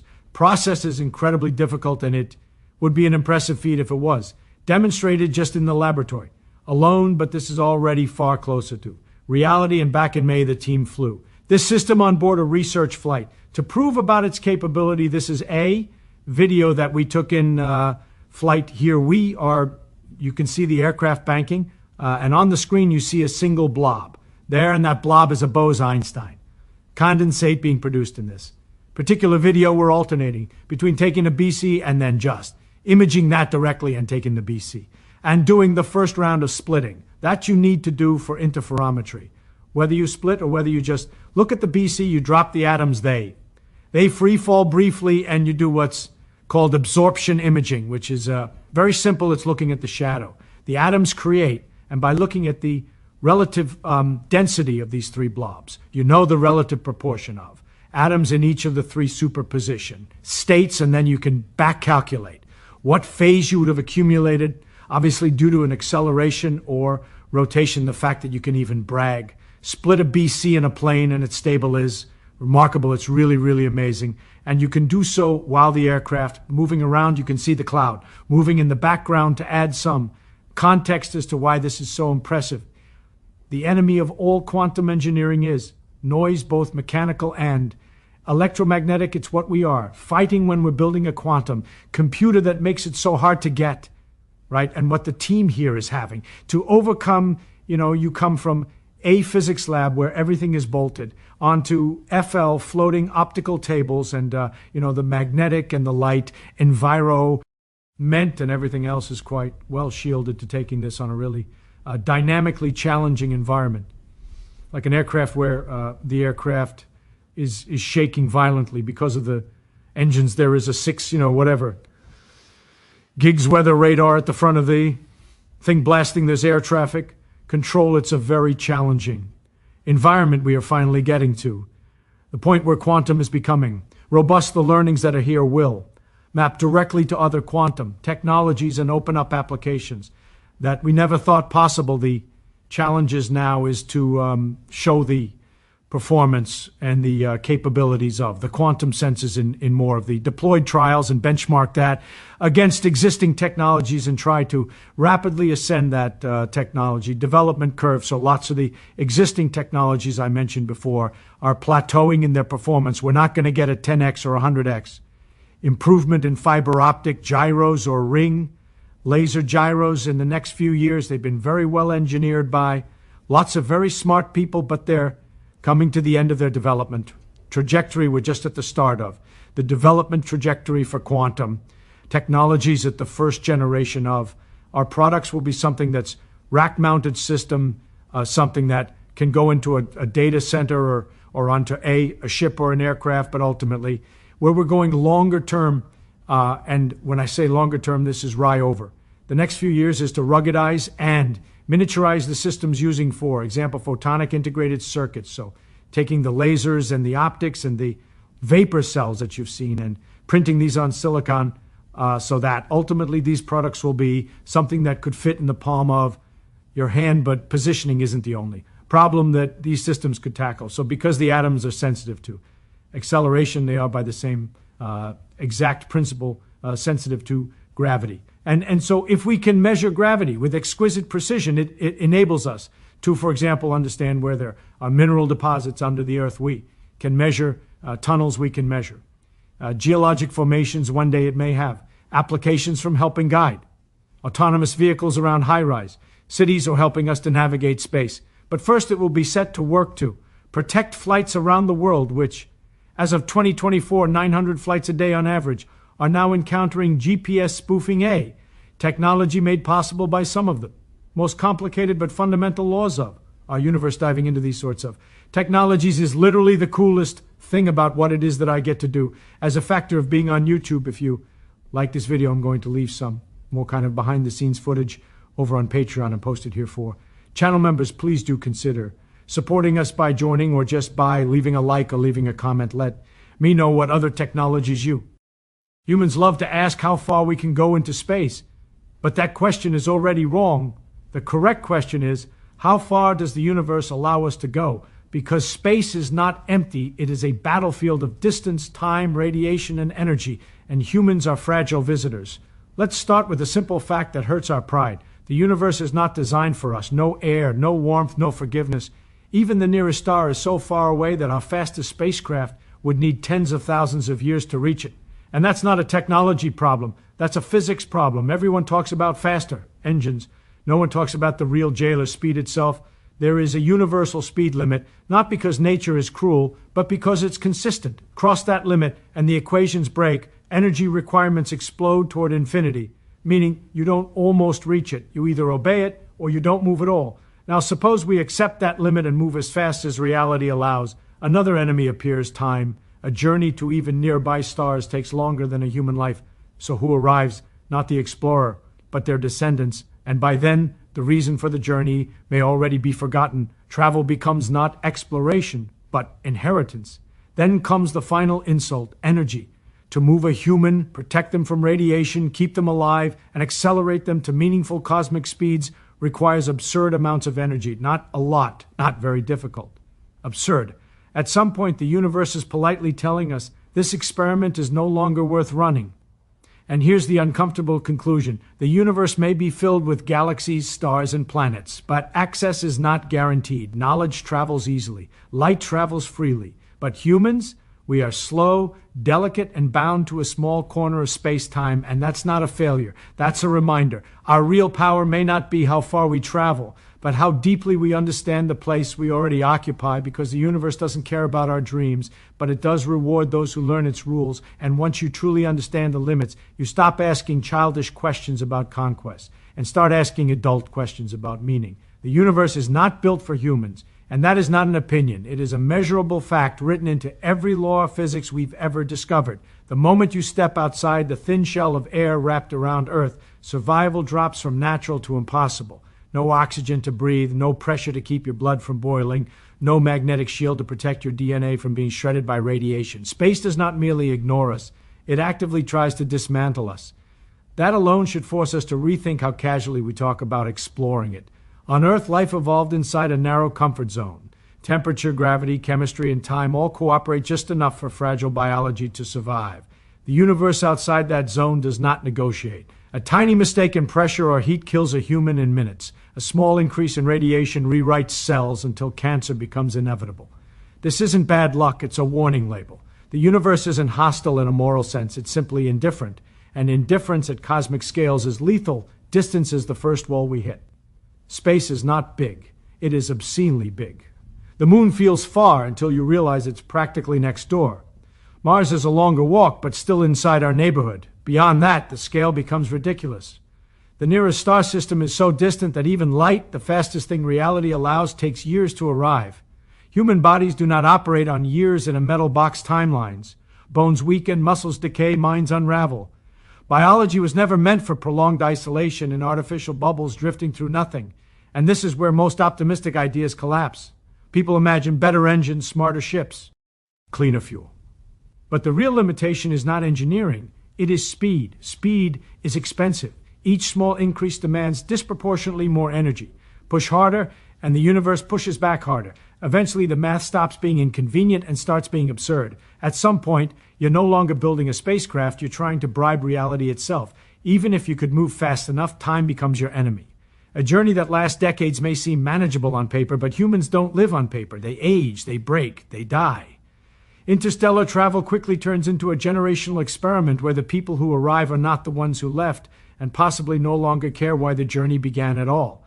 Exploration loses meaning when memory dies before arrival. Then there's radiation, silent, invisible, relentless.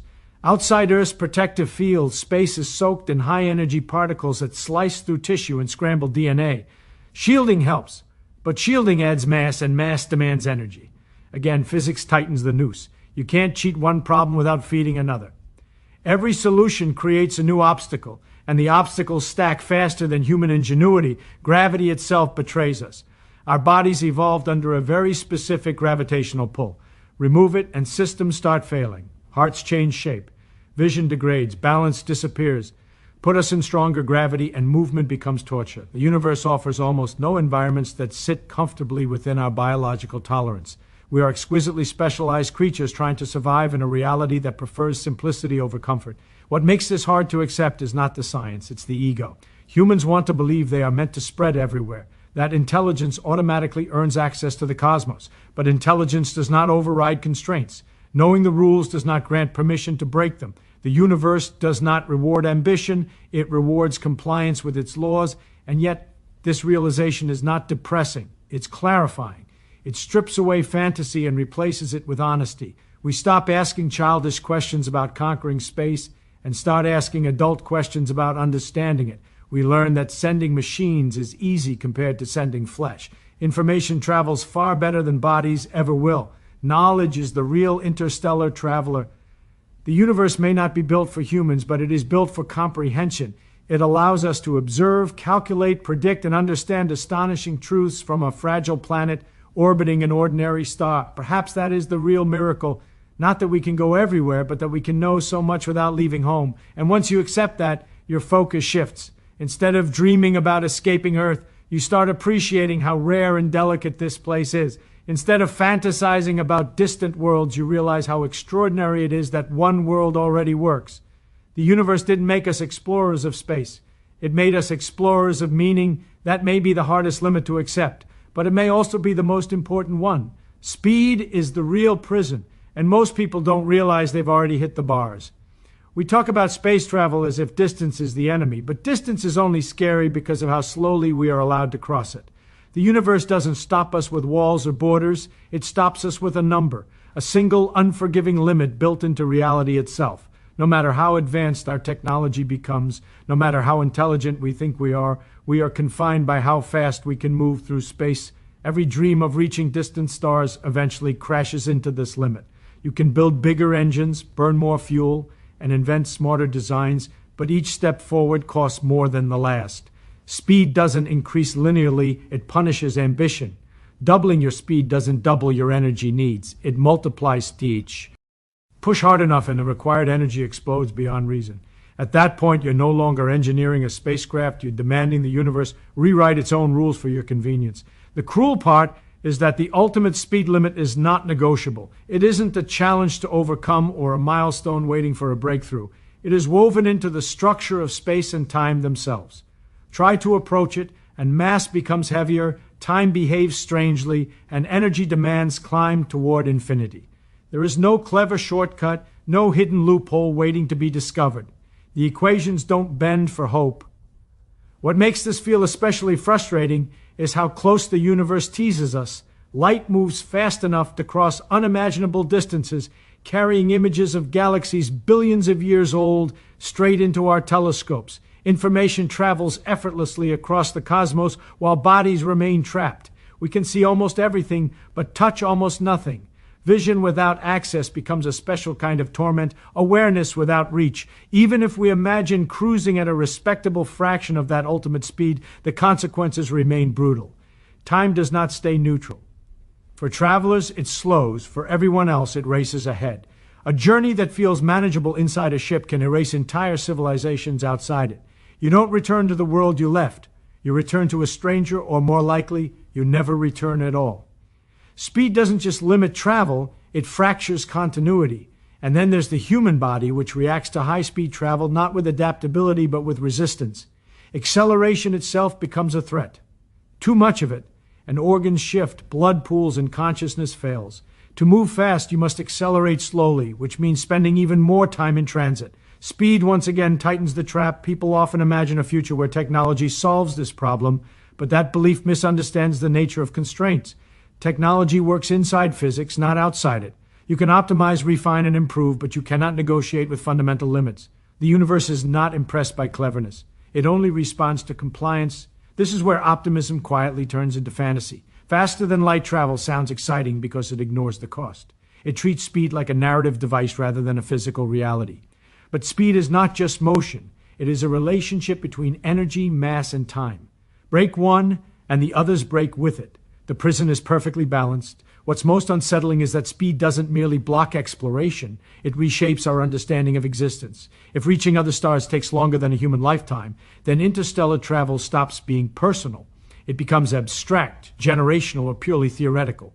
The explorer is replaced by the project, meaning drains away when no one lives long enough to experience the result. And yet, this limitation forces an uncomfortable clarity. It reminds us that we are not meant to roam freely across the universe like tourists. We are localized creatures bound to a narrow slice of space-time. Our strength is not in how fast we move, but in how deeply we think. The universe lets us understand speed far better than it lets us use it. Speed is the real prison, not because it stops us from going forward, but because it exposes the boundary between imagination and reality. It shows us where dreams must submit to math. And in that submission, something important happens. We stop chasing impossible distances and start valuing the rare miracle of being here at all. The bars were never made of steel. They were made of numbers. Time betrays the traveler the moment the journey becomes long enough to matter. We imagine space travel as a problem of engines and destinations, but time is the quiet traitor hiding inside every plan. You can survive vacuum with technology, shield radiation with mass, and navigate DI. Stance with precision, but time cannot be sealed outside the spacecraft. It comes with you, distorts around you, and ultimately decides whether the journey has any meaning at all. At first, time seems cooperative. Days pass, routines form, systems run. But stretch the journey into years, then decades, and the betrayal begins. The human body is not a timeless machine. Cells age, bones weaken, muscles decay, and the brain slowly changes its chemistry. Even in perfect conditions, biology is on a countdown. Space does not pause that clock, it accelerates its consequences. Isolation, confinement, and monotony erode the mind long before the destination ever comes into view. The cruel irony is that physics makes this worse, not better. As speed increases, time stops behaving intuitively. For the traveler, clocks slow down. For the universe left behind, they race ahead. This sounds like a gift until you understand the cost. You may arrive feeling younger than expected, but everything you cared about has aged without you. Friends are gone, cultures have shifted, languages have evolved, home becomes a historical concept rather than a place. Time doesn't just pass, it severs continuity. This is where the idea of exploration quietly collapses. Exploration assumes return, comparison, shared experience, but a journey that stretches across generations destroys that structure. The people who leave are not the people who arrive. Purpose erodes when memory does not survive the trip. The mission becomes paperwork handed down through descendants who never chose it. At that point, travel stops being human and becomes procedural. Even if you ignore return and focus only on arrival, time still demands payment. A destination reached after a lifetime is not experienced the same way as one reached after an afternoon. Curiosity dulls, motivation shifts. The emotional reward that justified the journey evaporates long before the journey ends.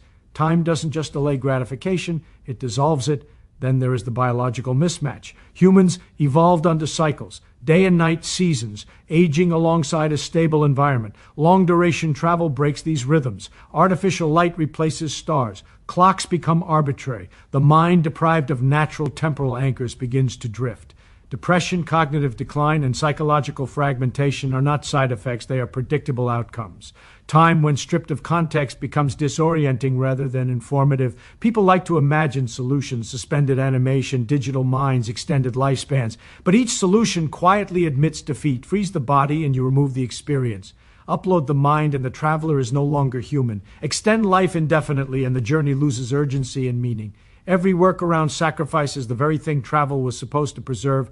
What makes time's betrayal so profound is that it doesn't feel like an enemy at first. It feels patient, reasonable. It allows planning, scheduling, optimism. Only later does it reveal the truth that meaning is time-bound. Experiences matter because they happen within a finite window. Stretch that window too far, and experiences lose their sharpness, their urgency, their emotional weight. In the end, time exposes a hard truth about our place in the universe. We are not designed for epics measured in millennia. We are designed for stories measured in decades. Our ambitions may reach the stars, but our significance is anchored to a lifespan that makes such distances impractical. This isn't a failure of imagination. It's a reality check. Time betrays the traveler not out of malice, but out of consistency. It applies the same rules everywhere, without exception. And in doing so, it teaches us something uncomfortable but essential. The universe may be vast, but meaning is local. It lives in moments that cannot be postponed indefinitely. Once you understand that, the obsession with distant futures fad. You stop treating time as something to outrun and start treating it as something to respect. Because the real tragedy is not that we can't travel far enough. It's that we might waste the time we already have chasing destinations that will never arrive while we're still alive to care. Energy costs become absurd the moment ambition outruns realism. At small scales, effort feels proportional to reward. Burn a little fuel, move a little farther. But the universe does not scale politely. Push beyond the familiar, and energy stops being a tool and starts becoming a tyrant. Every extra bit of speed, every added layer of protection, every extension of distance demands not just more energy, but wildly more, to the point where the numbers stop feeling physical and start feeling imaginary. This is where most space travel fantasies quietly collapse. We picture sleek ships gliding between stars, but we rarely ask what it actually costs to move mass through space at extreme speeds. Energy is not free, and it is not forgiving. Accelerating a tiny probe is manageable. Accelerating a human-rated spacecraft is a different category of problem entirely. Add life support, radiation shielding, redundancy and safety margins, and the mass balloons. Each added kilogram multiplies the energy required, not just to move, but to keep moving. The trap is exponential growth. Energy requirements don't rise gently, they curve upward sharply, then violently. At first the curve looks manageable, then it turns steep, then it goes vertical. Beyond that point, the concept of more fuel stops making sense. You would need energy outputs comparable to stars to push a single vehicle to meaningful interstellar speeds, not to explore the galaxy, just to reach the next star within a human-relevant time frame. And energy is never isolated. Producing it has costs, storing it has costs, controlling it safely has costs. High-energy systems generate heat that must be removed, radiation that must be contained, and risks that multiply with scale. A machine powerful enough to accelerate a crewed ship to extreme speeds becomes, by necessity, a machine that can easily destroy itself. Stability becomes as hard as propulsion. This leads to a brutal reality. Space travel does not fail because we lack imagination. It fails because imagination ignores bookkeeping. Physics keeps perfect accounts. Every joule must come from somewhere. Every inefficiency compounds. You can't cheat by being clever. Cleverness just shifts where the bill arrives. Eventually, it arrives in full, even slowing down costs energy. You don't just spend energy to leave. You spend it again to stop. Momentum doesn't care about your plans. A ship arriving at high speed must dump that energy somewhere, and space offers very few safe places to put it. The faster you go, the harder it is to arrive intact. The universe charges you twice, once for ambition and once for control. This absurdity forces an uncomfortable comparison. On Earth, the energy required to move people across continents feels trivial. Planes, ships, and rockets make distance seem conquered. But that familiarity hides how special our situation is. Earth gives us gravity wells, atmospheres, and abundant energy sources. Strip those away, and movement becomes brutally expensive. Space removes all the subsidies we take for granted. People often propose breakthroughs, perfect reactors, exotic fuels, revolutionary engines. But even perfect efficiency doesn't save you from scale. Efficiency reduces waste, it doesn't eliminate demand. When the demand itself becomes astronomical, perfection barely moves the needle. The problem isn't inefficiency, it's magnitude. At some point, energy costs stop being a technical challenge and become a philosophical one.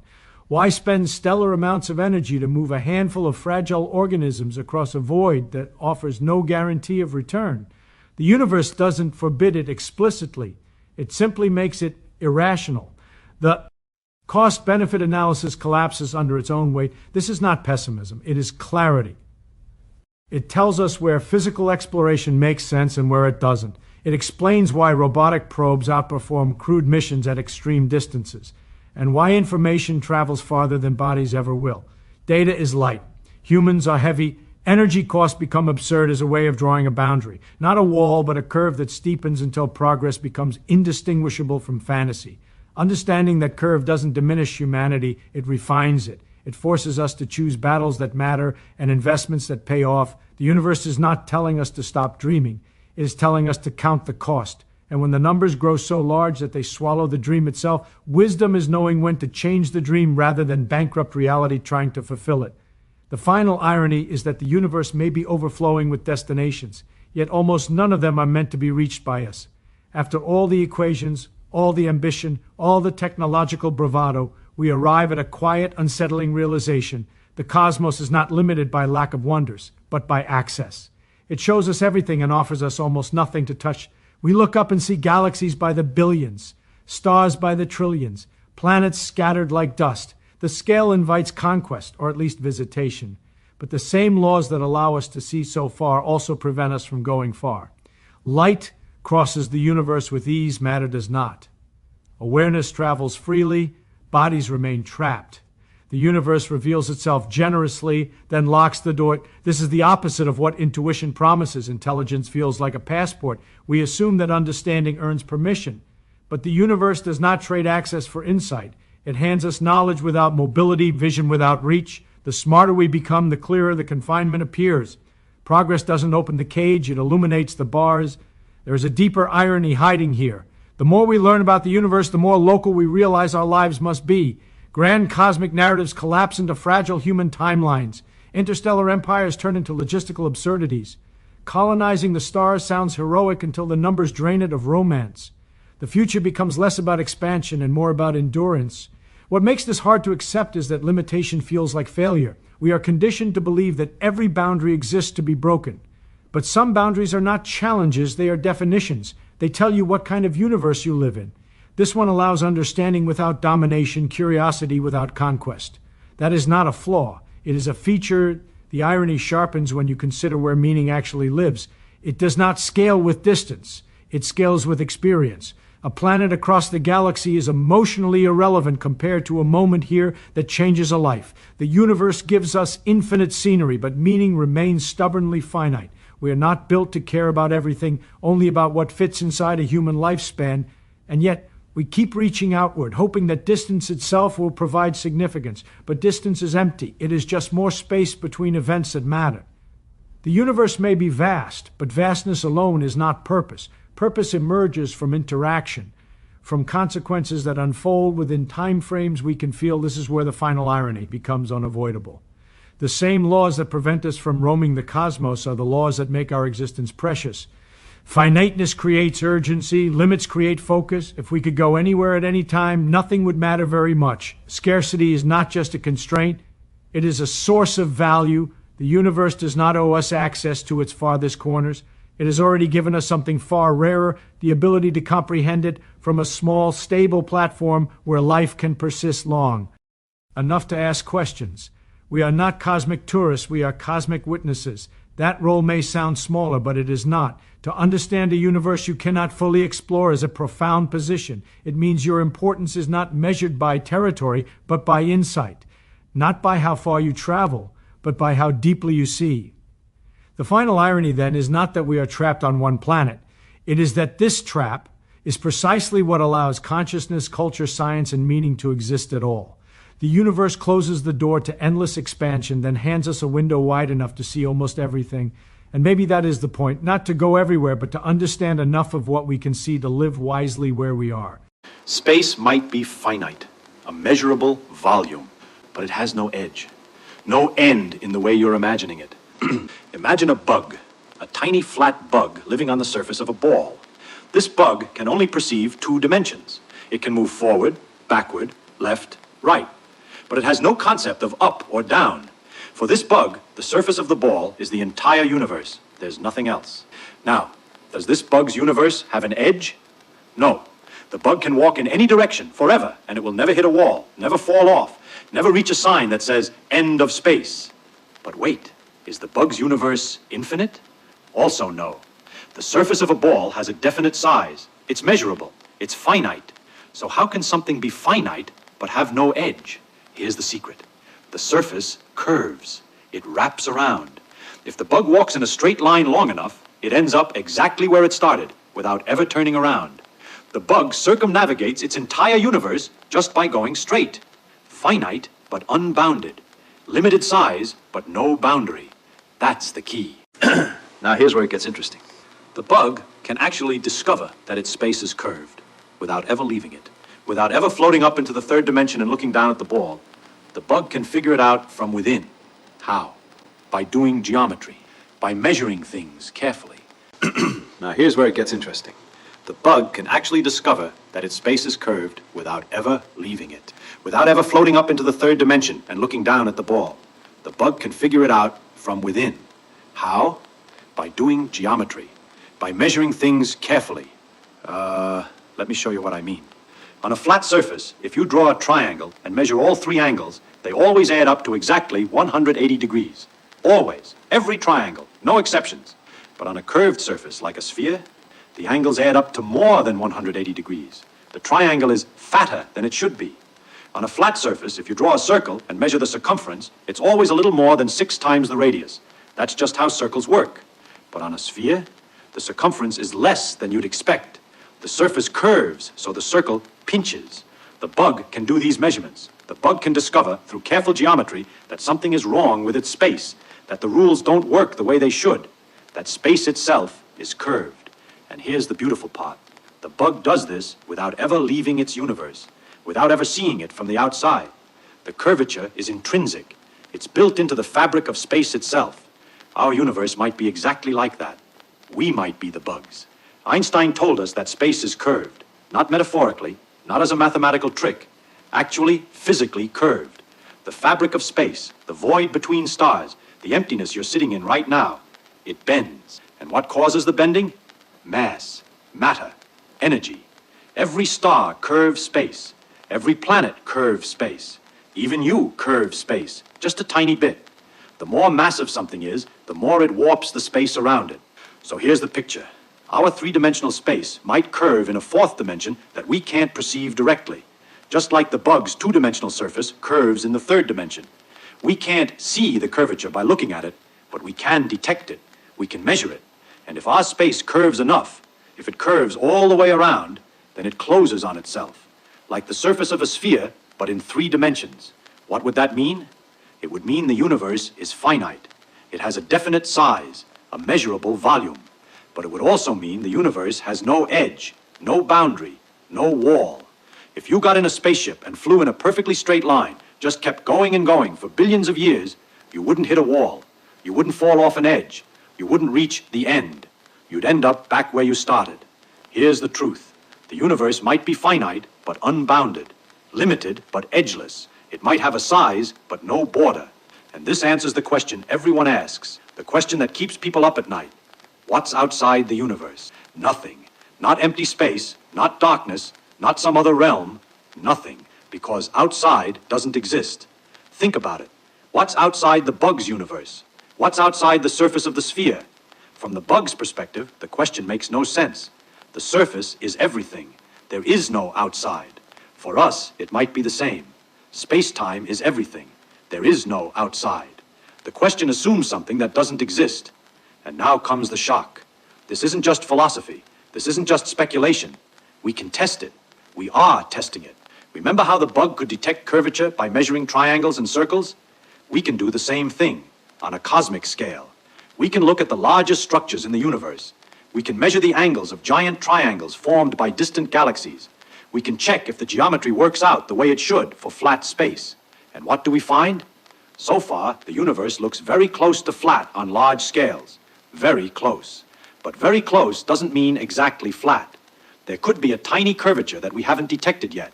A slight curve that would only show up at scales larger than we can currently measure. If the universe is positively curved, like a sphere, then it's finite and closed. You travel far enough, you come back home. If the universe is negatively curved, like a saddle, then it's infinite and open. It goes on forever in every direction. If the universe is perfectly flat, then it's also infinite. Space just keeps going with no end. But here's what we know for certain. Whether the universe is finite or infinite, it doesn't have an edge. It doesn't have a wall. There's no boundary you can reach where space just stops. Either it goes on forever, or it wraps around on itself. Those are the options. Edge of the universe isn't one of them. Let me say that again, because it's important. Space doesn't end.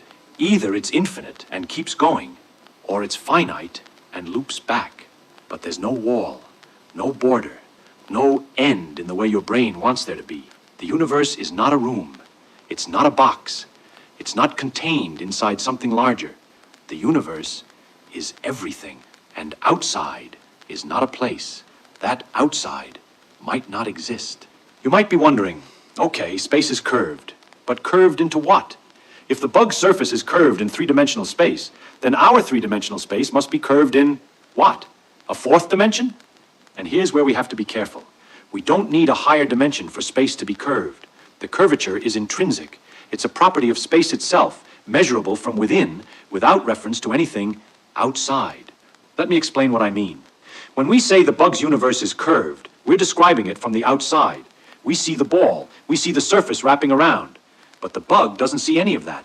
The bug just notices that geometry doesn't work right. Triangles are weird. Circles are weird. Something is off. The bug discovers curvature through measurement, not through seeing a higher dimension. We're in the same situation. We can measure the curvature of our space without needing to see it from a fourth dimension. We just do geometry on large scales and check if the results match flat geometry or not. Here's the key. Curvature is not about bending into something. Curvature is about geometry being different than expected. That's the definition. A curved space is a space where the rules of flat geometry don't apply. So stop trying to visualize the universe as a balloon floating in some larger space. That image is misleading. There's no larger space. There's just our space, with its own intrinsic geometry, which might be curved. Now, let's talk about something else. Because curvature isn't the only strange thing about space. Einstein told us something even more remarkable. Space and time are connected. They're woven together into a single fabric called space-time. And when we talk about the curvature of the universe, we're really talking about the curvature of space-time. This matters because it changes everything. Here's an example. You probably know that time passes at different rates depending on where you are. A clock on a mountain runs slightly faster than a clock in a valley.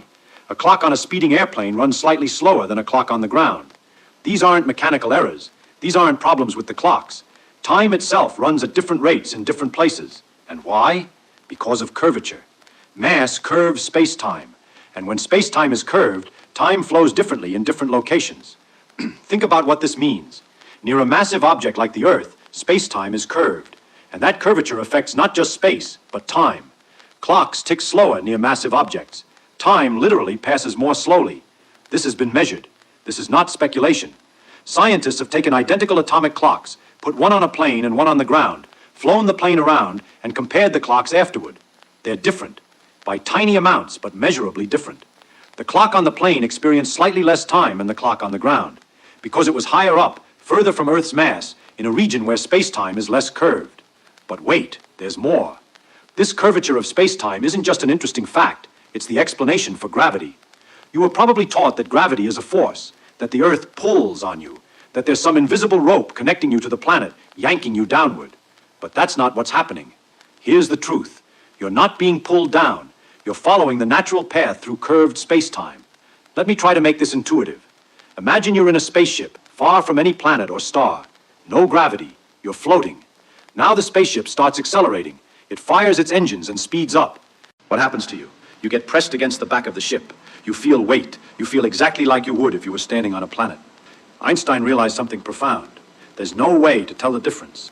If you're in a closed box and you feel weight, you cannot determine whether you're on a planet being pulled by gravity or in a spaceship that's accelerating. The experiences are identical. This is called the principle of equivalence, and it's the foundation of everything. Here's why it matters. If acceleration and gravity feel the same, then maybe they are the same. Maybe gravity isn't a force at all.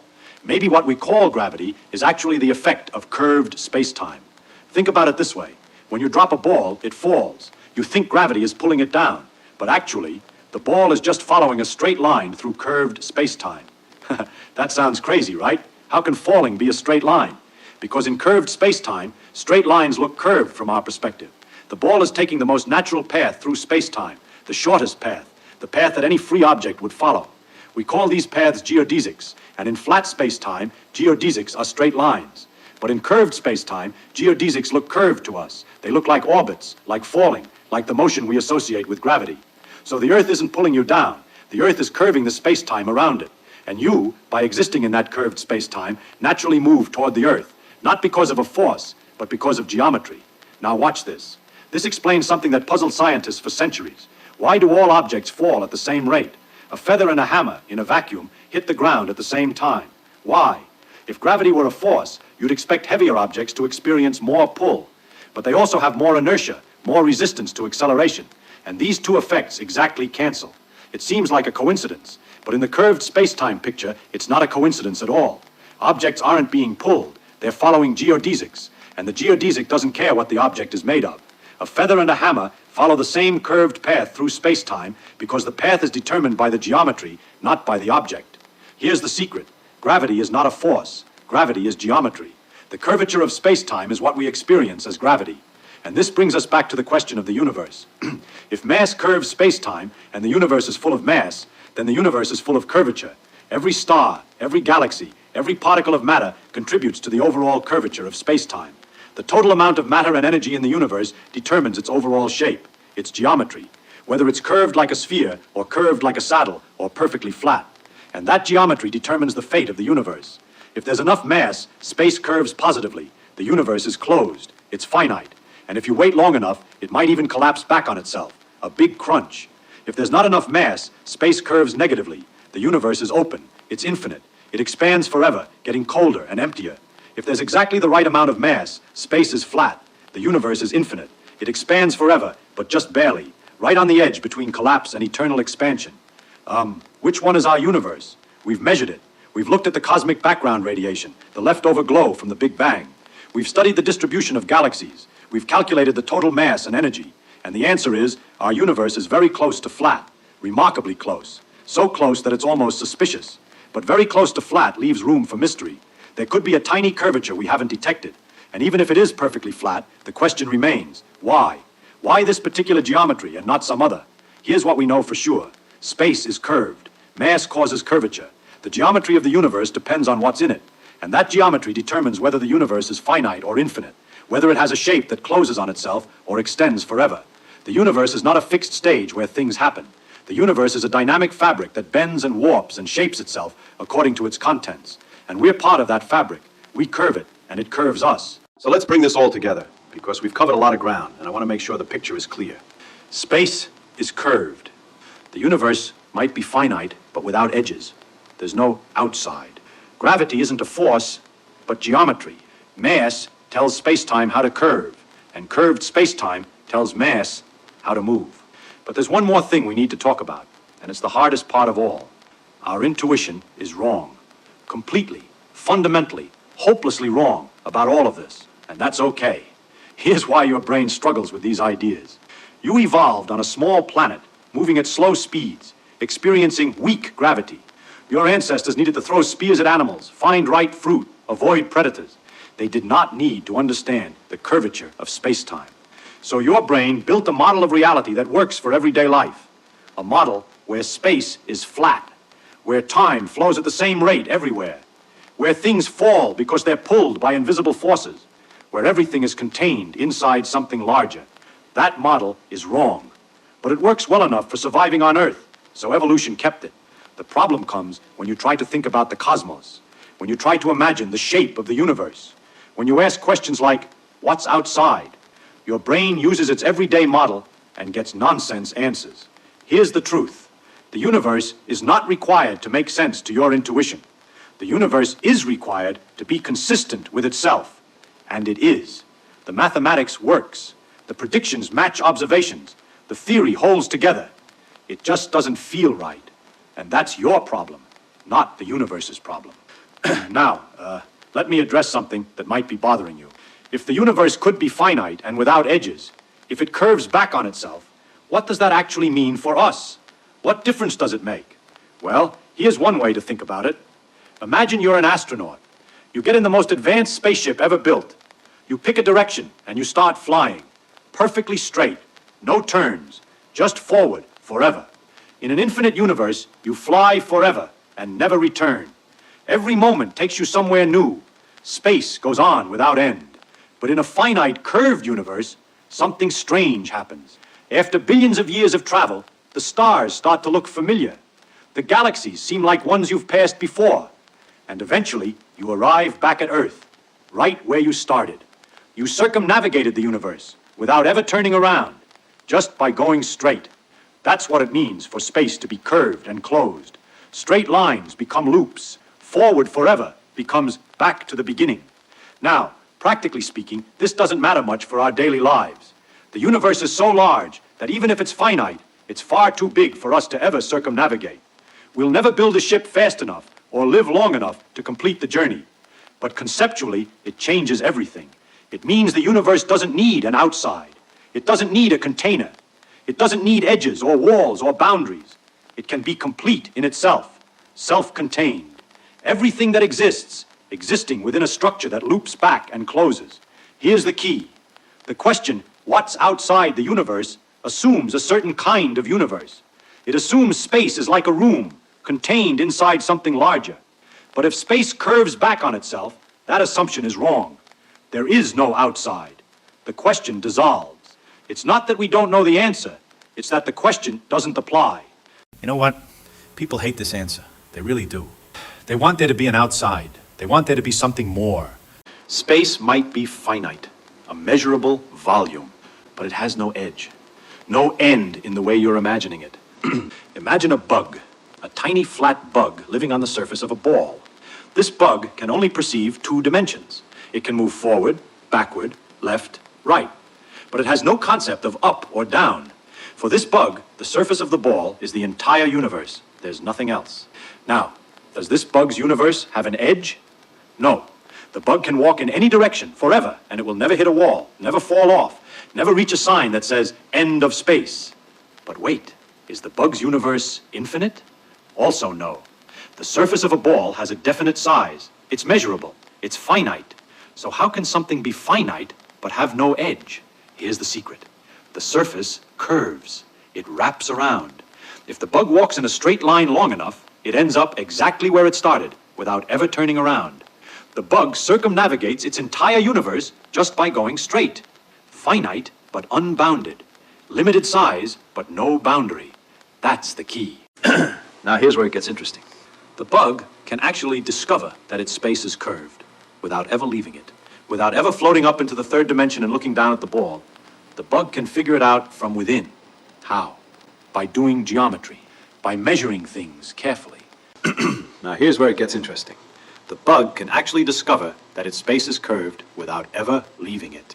Without ever floating up into the 3rd dimension and looking down at the ball. The bug can figure it out from within. How? By doing geometry. By measuring things carefully. Let me show you what I mean.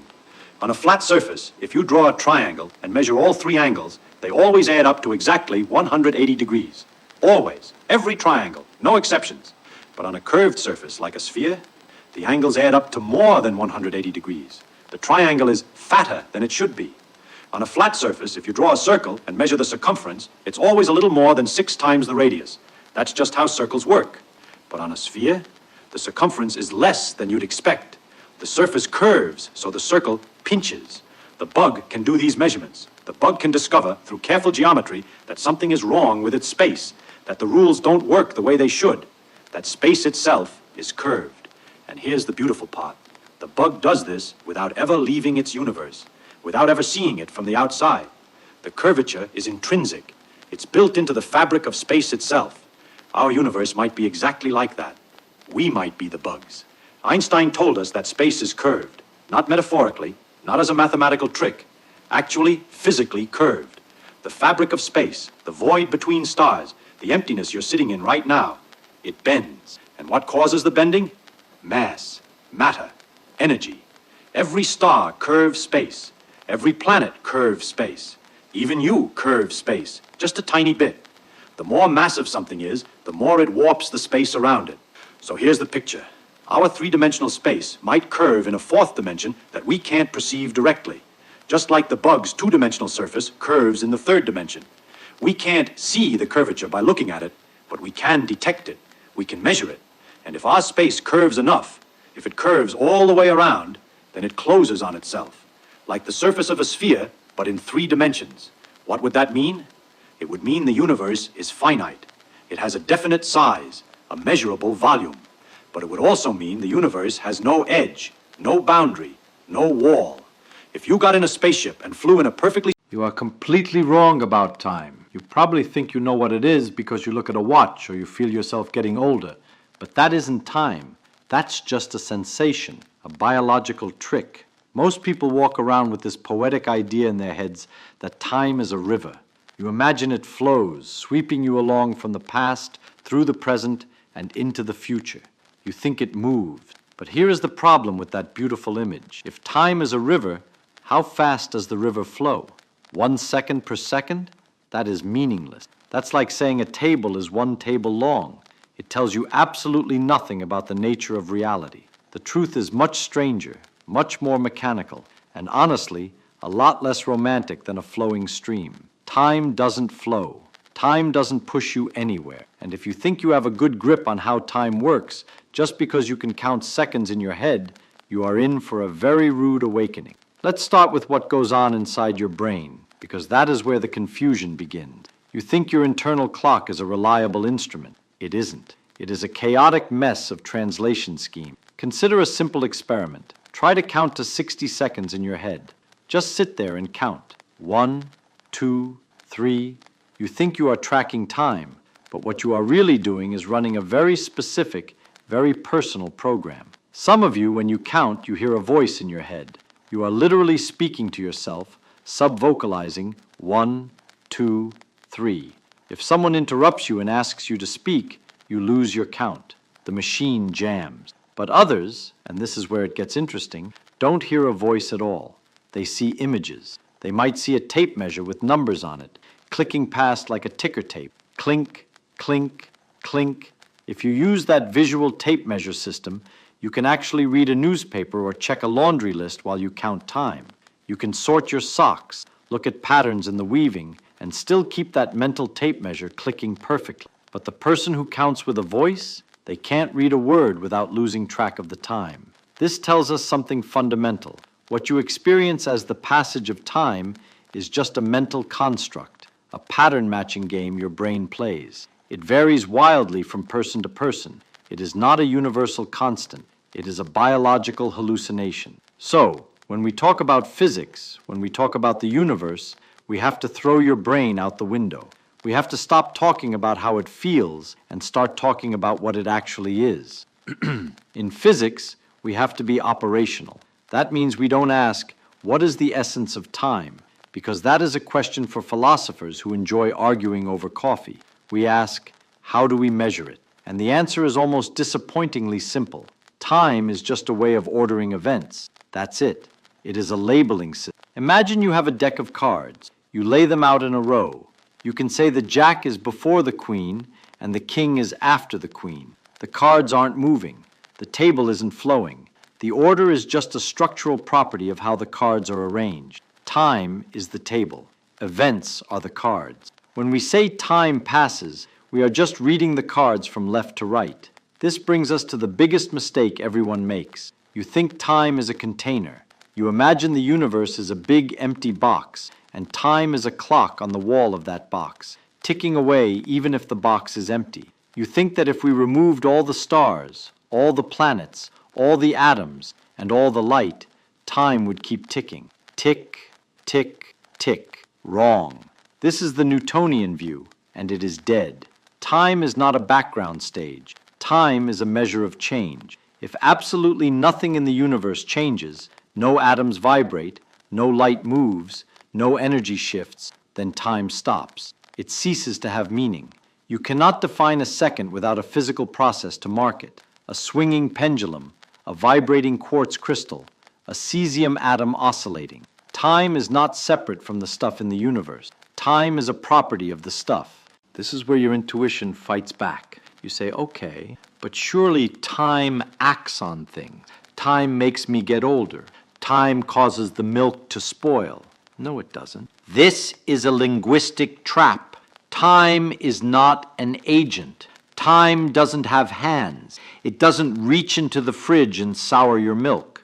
Bacteria do that. Chemical reactions do that. Entropy does that. Time is just the bookkeeping system we use to track the rate at which those reactions happen. Saying time did it is like saying inches built the house. Inches didn't build anything. Carpenters. Inches just tell you where the walls are. Time is the ruler, not the worker. Let's push this ruler analogy further because this is where things get really weird. If time is just a ruler we use to measure the distance between events, what happens if the ruler itself is flexible? This isn't science fiction. This is measurable fact. We used to think that a second was a second, anywhere in the universe. If you had a clock on Earth and a clock on Mars, they would tick-tock in perfect unison. It feels obvious, it feels right, and it is completely false. The rate at which clocks tick depends on where they are and how fast they are moving. This is not a mechanical failure of the clock. It is a fundamental feature of reality. Imagine you are driving a car across a giant flat sheet of paper. You can drive north or you can drive east. If you drive purely north, you are making maximum progress in the northward direction. But if you turn the steering wheel and start driving northeast, you are sharing your speed. You are moving a bit north and a bit east. You aren't going north as fast as you were before because you diverted some of that motion to the east. Now, replace north with time and east with space. This is the essence of relativity. You are always moving through the universe at a constant speed, but that motion is shared between space and time. If you sit perfectly still in your chair, you are dedicating all your motion to moving through time. You are traveling into the future at maximum speed, 1 second per second. But the moment you stand up and walk, or get in a rocket and fly, you are diverting some of that motion into space. You are moving through space, which means you must, mathematically must, move slower through time. Your clock slows down. Your aging slows down. You aren't breaking the machine. You are just changing direction on the map. If you could move at the speed of light, which is the maximum speed limit of the universe, you would be using 100% of your motion for space. You would have zero motion left for time. For a photon of light, time does not pass. It is born and absorbed in the same instant of its own perspective. The universe is frozen. Now, you might be thinking, well, I don't feel my watch slowing down when I run for the bus. Of course not. You are too slow. You are a biological snail. The effects are tiny at human speeds, but they are real. We have to program satellites with this math. Satellites are moving fast, so their time is different from your time. We literally have to adjust their clock motion. There is another aspect of time that tricks us, and it comes back to that counting socks problem, the idea of pattern recognition. We perceive time as having a direction, an arrow. Past is fixed, future is open. You can remember breakfast, but you can't remember dinner. Why? If physics equations work forwards and backwards, and most of them do, why can't we remember the future? If you film a planet orbiting a star and play it backward, it looks perfectly fine. It obeys all the laws of gravity. But if you film an egg falling on the floor and breaking, and then play it backward, everyone knows it's fake. The yellow yolk doesn't leap off the floor, assemble itself into a ball, and seal itself inside a shell. Here's the secret. This isn't about time itself. It's about probability. It's about disorder. It is much, much easier to break an egg than to build one. There are a billion ways for an egg to be broken. Scattered here, splattered there, shell in 3 pieces, shell in 1,000 pieces. But there is only one specific arrangement where the egg is whole. So, as things move and interact, they naturally stumble from the organized state, few options, to the disorganized state, many options. We call this entropy, and this is the only reason you feel an arrow of time. You are watching the universe shuffle the deck of cards. You started with a perfectly ordered deck, and every second that ticks by is just the universe shuffling it a bit more. You can't unshuffle the deck just by hoping. This means that your sensation of time flowing is actually just your brain registering the increase of messiness in the universe. You are a disorder detector. When you distinguish the past from the future, you are really just distinguishing less messy from more messy. If the universe were in a state of maximum mess, maximum entropy, where everything was evenly spread out and nothing interesting was happening, your brain wouldn't be able to tell the past from the future. There would be no egg to break. There would be no memory to form.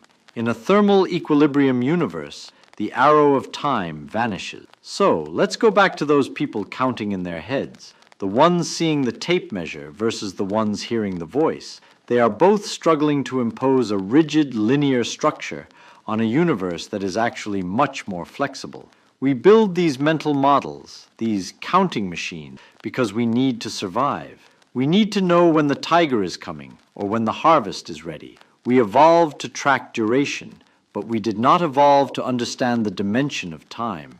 Our brains are efficient, not accurate. We focus on the now because that is where we live. But in physics, now is a very slippery concept. If you and I are standing next to each other, our now is effectively the same.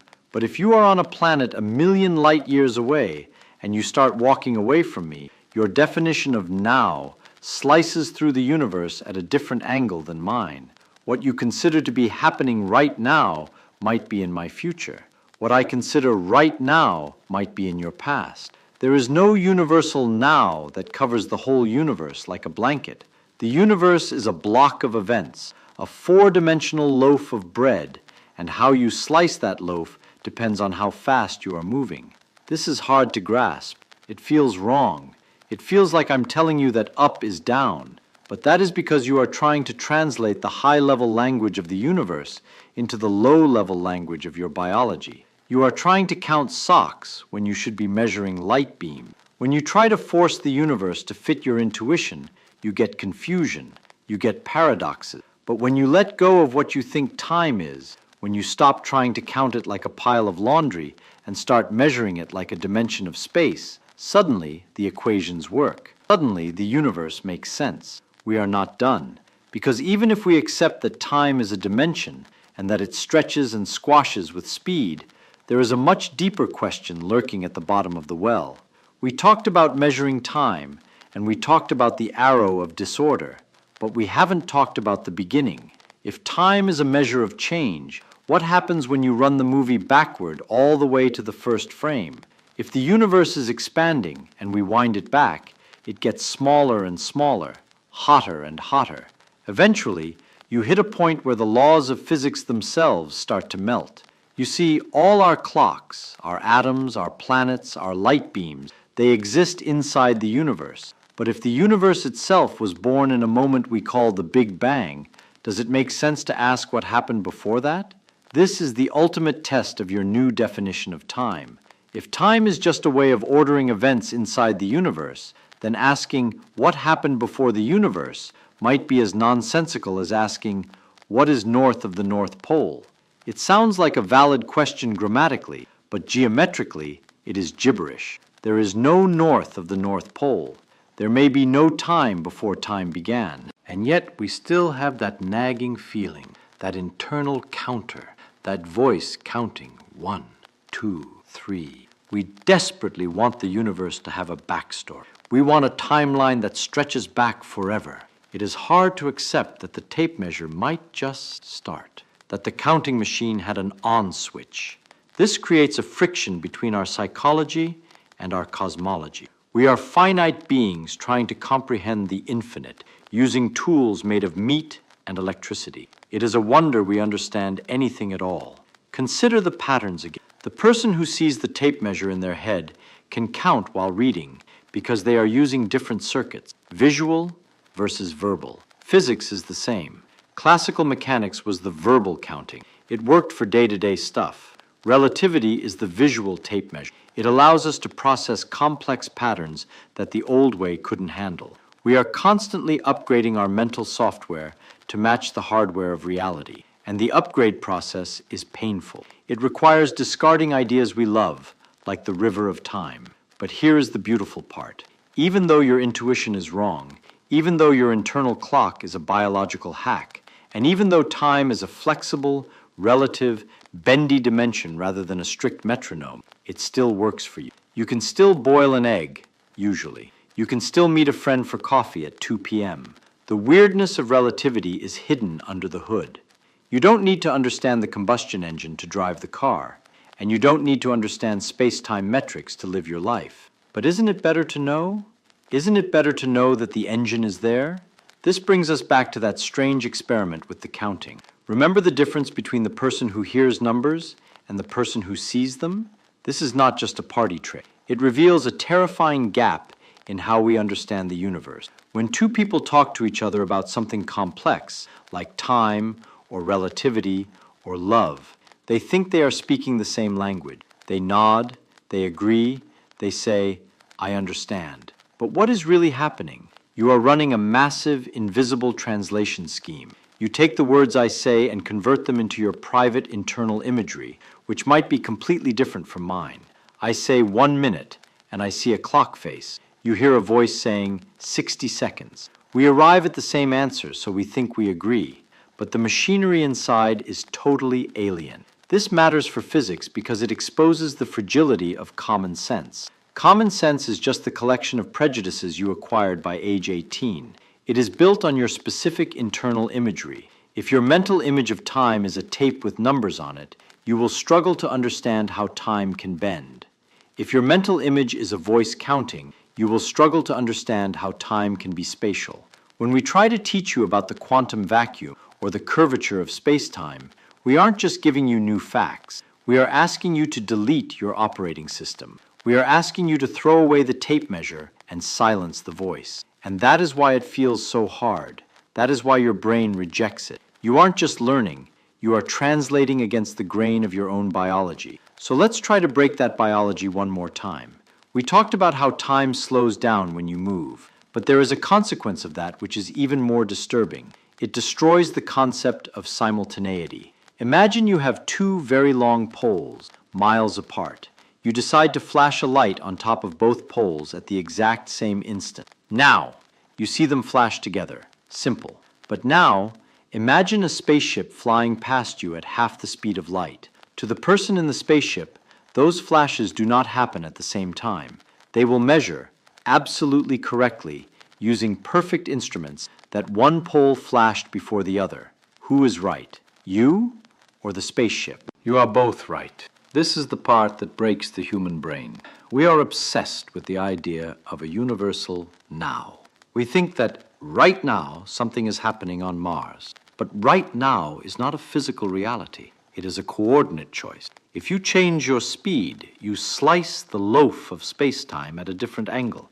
You literally change what events are considered simultaneous. This means there is no universal master clock ticking in the background of the cosmos. There is no God's eye view where everything happens in a neat sequence. The order of events can actually flip depending on how you move. Cause and effect usually stay safe, but the timing is up for grabs. If now is relative and time is just a dimension like space, this leads to a conclusion that makes the river of time look like a nursery rhyme. We call it the block. If time is a dimension, then the past, the present, and the future all exist simultaneously. Think of a movie reel. You watch the movie frame by frame, so it feels like a story unfolding. But if you hold the reel in your hand, the end of the movie exists at the same time as the beginning. The frames are all there, frozen in plastic. The only thing moving is the light of the projector. In this analogy, your consciousness is the light. The events of your life, your birth, your breakfast this morning, your death, they are all just frames on the reel. They already exist. They always have. This is why physicists sometimes say the flow of time is an illusion. We don't mean it's fake. We mean it's a perspective trick. The dinosaur that died 66 million years ago is not gone in the sense of being erased from reality. It is just at a different coordinate, down the road in the time dimension. Just because New York is far away from you now doesn't mean New York ceases to exist. It's just elsewhere. The past is just elsewhere in time. The future is elsewhere in the other direction. The structure is static. The experience is dynamic. Now, you might ask, if the future already exists, do I have free will? That is the wrong question. That is a philosopher's question. The physicist's question is, does the system allow for predictability? And the answer is messy. Remember the egg breaking? That's entropy. The future is the direction of more mess. Even if the block is static, the patterns inside the block follow rules. You can't just jump to the end of the movie because the frames between here and there are the necessary steps to build that future. You are the process. You are not a passenger riding through time. You are the chemical reaction that is time. You are the shuffling of the deck. Let's go back to the counting experiment one last time because there is a hidden lesson there about capability. The person who could visualize the tape measure could do something the voice counter couldn't. He could read and count at the same time. He had a parallel processing power because his internal imagery was different. Physics gives you that power. When you stop translating the universe into rivers and flows and start seeing it as geometry, as math, as structure, you gain a superpower. You can see how black holes stop time. You can see how gravity is just the bending of the map. You stop being a victim of the illusion and start becoming a reader of the map. And yet, we must be humble. We talked about how we store information, Bessel functions, exponentials, electric fields. We learn these fancy terms, we write down these symbols, and we think we have captured reality. But remember, the guy next to you might be storing that same Bessel function using a completely different mental image. He might see a vibrating drumhead while you see a squiggly line. We are all just blind people touching an elephant, describing it to each other in languages we barely understand. The math work, that is always a translation. We found that simple counting to a minute is susceptible to all kinds of external factors and internal methods. If our sense of a mere 60 seconds is that unstable, imagine how unstable our sense of eternity or beginning. We ask, how did the universe begin? And we expect a story like, once upon a time. But the universe doesn't work in story. It works in states. It works in fields. It works in ways that might not even have a before. We are trying to count the socks of the universe, but the universe isn't wearing socks. It's weaving the fabric itself. So what is time? Time is the thing that stops everything from happening at once. Time is the heat death of the universe waiting to happen. Time is the curvature of space caused by matter. But most importantly, time is the mirror. It reflects the limitations of your own brain. When you look at a clock, you aren't seeing time. You are seeing a machine designed to comfort you. You are seeing a regulator for your society. Real time, physical time, is a wild, untamed beast that moves at different speeds, stops near black holes, and might not even flow at all. If this makes your head hurt, good. That means the translation scheme is breaking down. That means you are starting to see the cracks in the wall of common sense. Don't be afraid of the confusion. In science, confusion is not a dead end. It is the starting line. It means you are about to discard a comfortable lie for a difficult truth. Time is not what you think it is. It is so much more. And the fact that we, little biological machines made of stardust and anxiety, can figure this out, that is the greatest wonder of all. You know, I've noticed something peculiar over the years. People come up to me and say they understand quantum mechanics, or they understand relativity. And when I ask them to explain it, they repeat the words back to me. Beautiful words, elegant phrases. But it's like they're reciting poetry in a language they don't speak. That's not understanding. That's something else entirely. Let me tell you what I mean, and maybe you'll recognize yourself in this. I certainly recognized myself when I was younger. When I was a student at MIT, I thought I was pretty smart. I could solve problems, pass exams, manipulate equations. I knew how to get the right answer. But there was a professor there, his name doesn't matter, who asked me something after class one day. He said, explain to me why, when you spin an electron, it takes 2 full rotations to come back to its original state, not 1. I started talking about spinors and group theory and mathematical properties. I used all the right words. He just looked at me and said, but do you know why? I didn't. I had no idea. I knew the mathematics, but I didn't understand the thing itself. And that embarrassed me more than any wrong answer ever could. That moment stuck with me, because I realized I'd been fooling myself. I'd been collecting facts and formulas like stamps in an album, but I hadn't been thinking about what they meant. I hadn't been asking the real questions. So I started doing something different. When I encountered something new, let's say, a principle in physics or mathematics, I would sit down and try to work it out from scratch, not by looking it up, not by memorizing what someone else said. I would ask, if I knew nothing except the most basic facts, could I figure this out? Sometimes I'd spend days on a single idea. I'd invent my own notation. I'd draw pictures. I'd make up little stories about particles or waves or whatever I was studying. Most importantly, I'd test myself. Could I explain this to someone who'd never heard of it before? If I couldn't, I didn't understand it. Simple as that. Let me give you an example. When I was working at Los Alamos during the war, we were doing calculations about the bomb. Serious work, life and death, really. And there were all these brilliant people there, Einstein, Bohr, Oppenheimer. I was just a kid. One day, someone presented a calculation about neutron diffusion. Very complicated, lots of integral equations. Everyone nodded. It looked impressive, but I had this nagging feeling that something was off. I couldn't shake it. So that night I went back to my desk and I thought, forget the fancy mathematics for a moment. What's actually happening here? We have neutrons. They're bouncing around. Some get absorbed. Some cause fissions. It's like a bunch of drunk people wandering through a city, randomly bumping into buildings. I drew a picture. I imagined following a single neutron on its journey. Where does it go? What happens to it? I thought about it in the simplest possible terms, like I was explaining it to a child. And you know what? I found an error, a small one, but it mattered. The fancy mathematics had hidden an incorrect assumption. Everyone had been so busy following the equations that nobody had stopped to ask, does this make physical sense? That taught me something crucial. Understanding isn't about sophistication. It's not about using the right jargon or impressing people with complex formulas. It's about being able to strip away all the decoration and see the naked truth underneath. Here's what I learned to do, and what I still do to this day. First, when someone tells me they understand something, I ask them, can you give me an example? Not the textbook example, a new one you just made up. Because if you really understand a principle, you can apply it to situations you've never seen before. If you can only repeat the examples you were taught, you've memorized, not understood. Second, I try to find the simplest possible way to think about something.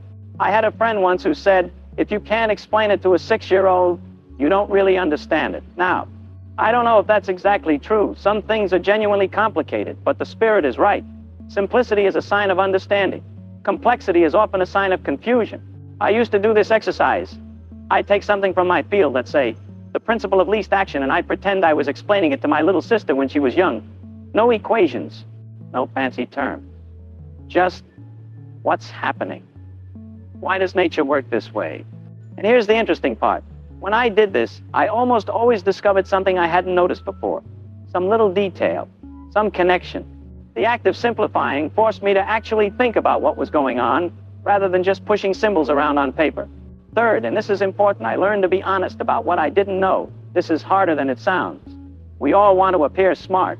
We all want to have answers. But the truth is, there's so much we don't know, so much I don't know. When I was teaching at Caltech, students would ask me questions, and sometimes I'd say, I don't know, let's figure it out together. And we would, right there in class. I'd work through it out loud, making mistakes, backtracking, trying different approaches. Some of my colleagues thought this was undignified. How can a professor admit he doesn't know something? But the students learned more from watching me struggle with a problem than they ever learned from watching me present a polished solution, because they saw how thinking actually works. It's messy. It's uncertain. It involves a lot of wrong turns and dead ends. Now, you might be wondering, isn't this inefficient? Shouldn't we just learn from experts, accept what they tell us, and build on top of that?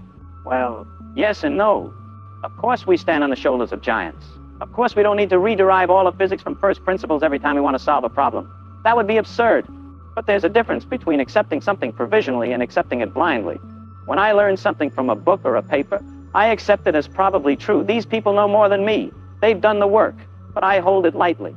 I keep asking, does this make sense? Does it fit with everything else I know? Could there be another explanation? I remember reading about the Wheeler-Feynman absorber theory. Well, I worked on it, actually, with John Wheeler. We had this idea about radiation and time symmetry. Very elegant mathematically, but there was something about it that bothered me. I couldn't put my finger on it, so I kept poking at it. I'd think about it while I was walking, while I was eating. I'd imagine different scenarios, different experiments. And eventually, I realized the theory made predictions that didn't quite match reality in certain extreme cases. The mathematics was beautiful, but nature didn't care about our mathematics. That's the thing. Nature is what it is. Our job isn't to make up pretty theories and force nature to fit them. Our job is to look at nature carefully, honestly, and try to understand what it's telling us. Let me tell you what this looks like in practice, because I think that's what you really want to know. When I encounter something new now, a paper, an idea, a problem, I go through a process. It's not formal. I didn't write it down as a method. But if I had to describe it, here's what I do. I start by asking, what is this really saying? I try to state the idea in the simplest possible terms, in my own words, not the author's words, mine. If I can't do that, I don't understand it yet. Then I ask, what would happen if this were true? What are the consequences? I try to work out predictions, simple cases, examples. I play with the idea like a toy. I turn it over in my mind, look at it from different angles. Next, and this is crucial, I ask, what would convince me this is wrong? What evidence would I need to see to reject this idea? Because if I can't imagine anything that would prove it wrong, then I'm not really thinking about it critically. I'm just believing it. Finally, I try to connect it to other things I know. Does it fit? Does it contradict something else I believe to be true? If there's a contradiction, Maybe I'm misunderstanding something. Or maybe one of my beliefs is wrong. Either way, I need to figure out which. This process, it takes time. It's not fast. But here's what I've discovered. When I do this, I actually remember things. They stick, because I haven't just memorized them, I've understood them. They become part of how I think about the world. You know what's funny? People sometimes call this the Feynman technique, like I invented something. I didn't invent anything. This is just thinking, real thinking. The kind of thinking that children do naturally before we train it out of them. Watch a child learn about the world. They don't memorize. They experiment. They ask why over and over. They're not satisfied with answers that don't make sense. They want to understand. Somewhere along the way, we lose that. We learn that there are right answers and wrong answers, and the goal is to know the right answers. We learn that understanding is measured by grades and test scores. We learn to be afraid of saying, I don't know. But real understanding, the kind that matters, the kind that lets you do something new, doesn't come from memorizing right answers. It comes from wrestling with questions, from being confused and sitting with that confusion until something clicks, from trying, failing, and trying again differently. I spent my whole career around people who could quote theorems and recite proofs. Very smart people. But the ones who actually contributed something new, the ones who saw things nobody else saw, were the ones who weren't satisfied with just knowing. They wanted to understand, really understand, down to the bones. Here's something I want you to think about. We live in a world now where information is everywhere. You can look up anything in seconds. You can watch lectures from the best teachers, read papers from the leading experts, access more knowledge than any library in history. And yet, I'm not sure we understand things better than we used to. Maybe it's because we've confused having access to information with understanding that information. They're not the same thing, not even close. I can look up how a radio works. I can read the explanation. I can nod along. But unless I've actually thought about it, really thought about it, worked through it in my own mind, I don't understand it. I just know what someone said about it. There's a world of difference between those two things. So here's what I'd suggest. If you want to really understand something, anything, not just physics, pick something you think you understand, something from your work, or your field, or just something you're curious about. Now try to explain it out loud, as if you're teaching someone who knows nothing about it. Use simple language, no jargon, no fancy terms, just clear, plain words. When you get stuck, and you will get stuck, that's where you don't actually understand. That's the gap. Don't ignore it. Don't paper over it with vague language. Sit with it. Think about it. Go back to basics. Work through it until you can explain it clearly. This is uncomfortable. It's much easier to stay in the comfortable illusion that we understand things because we can recognize the words. But if you can push through that discomfort, something wonderful happens. You start to see connections you never saw before. You start to ask questions that never occurred to you. You start to think for yourself rather than just repeating what others have thought. And that's when understanding becomes something more than just knowing facts. It becomes a way of seeing the world. I'm an old man now. I've spent my whole life thinking about how nature works. And the more I understand, the more I realize how much I don't understand. That might sound pessimistic, but it's not. It's actually thrilling. Because every real understanding opens up new questions. Every answer leads to deeper mysteries. That's what makes this worth doing. People sometimes ask me, what's the secret to being a good physicist or a good thinker? I don't think there is a secret, really. It's just this. Be honest about what you don't know. Be patient with confusion. Be willing to start from the beginning, no matter how simple that beginning seems. And never, ever fool yourself into thinking you understand something when all you've really done is memorize someone else's understanding. The world is stranger and more beautiful than any story we tell about it. Our job, if we're curious, if we care about truth, is to look at the world as it actually is, not as we wish it were or as we've been told it is. That's all understanding really is. Seeing clearly, thinking honestly, being willing to be wrong. And you know what? That's enough. That's more than enough. It's everything. They all passed the exam, perfect scores, clean notebooks, beautiful definitions, and yet they knew nothing. Not nothing as in ignorance, nothing as in no understanding. They could recite the law, but had no idea why it worked. They could define the concept, but couldn't recognize it in real life. They had answers, but no thoughts. That was the moment it became obvious. Education had trained them to repeat, not to think. Ask them to define something, and they shine. Ask them to use it, and the room goes silent. Because memorization is safe. Understanding is dangerous. Understanding requires admitting, I don't know. And we hate saying that. So instead, we hide behind fancy words. We memorize terms. We pass exams. We collect certificates. And we mistake all of it for intelligence. But intelligence is not knowing the name of something, knowing the name doesn't mean you understand the thing. You can know the word gravity your entire life and still have no idea why objects fall. Real knowledge is messy. It involves confusion. It involves wrong guesses. It involves changing your mind. That's uncomfortable. So the system avoids it. Students are rewarded for sounding confident, not for being curious, for finishing the syllabus, not for questioning it, for repeating the teacher, not challenging them. The result? A room full of people who are educated, but terrified of thinking independently. Here's the brutal truth. If you can't explain an idea simply, you don't understand it. If you've never been confused, you've never actually learned. If you're never wrong, you're not thinking, you're copying. The moment learning becomes about grades, truth disappears, because truth doesn't care about marks.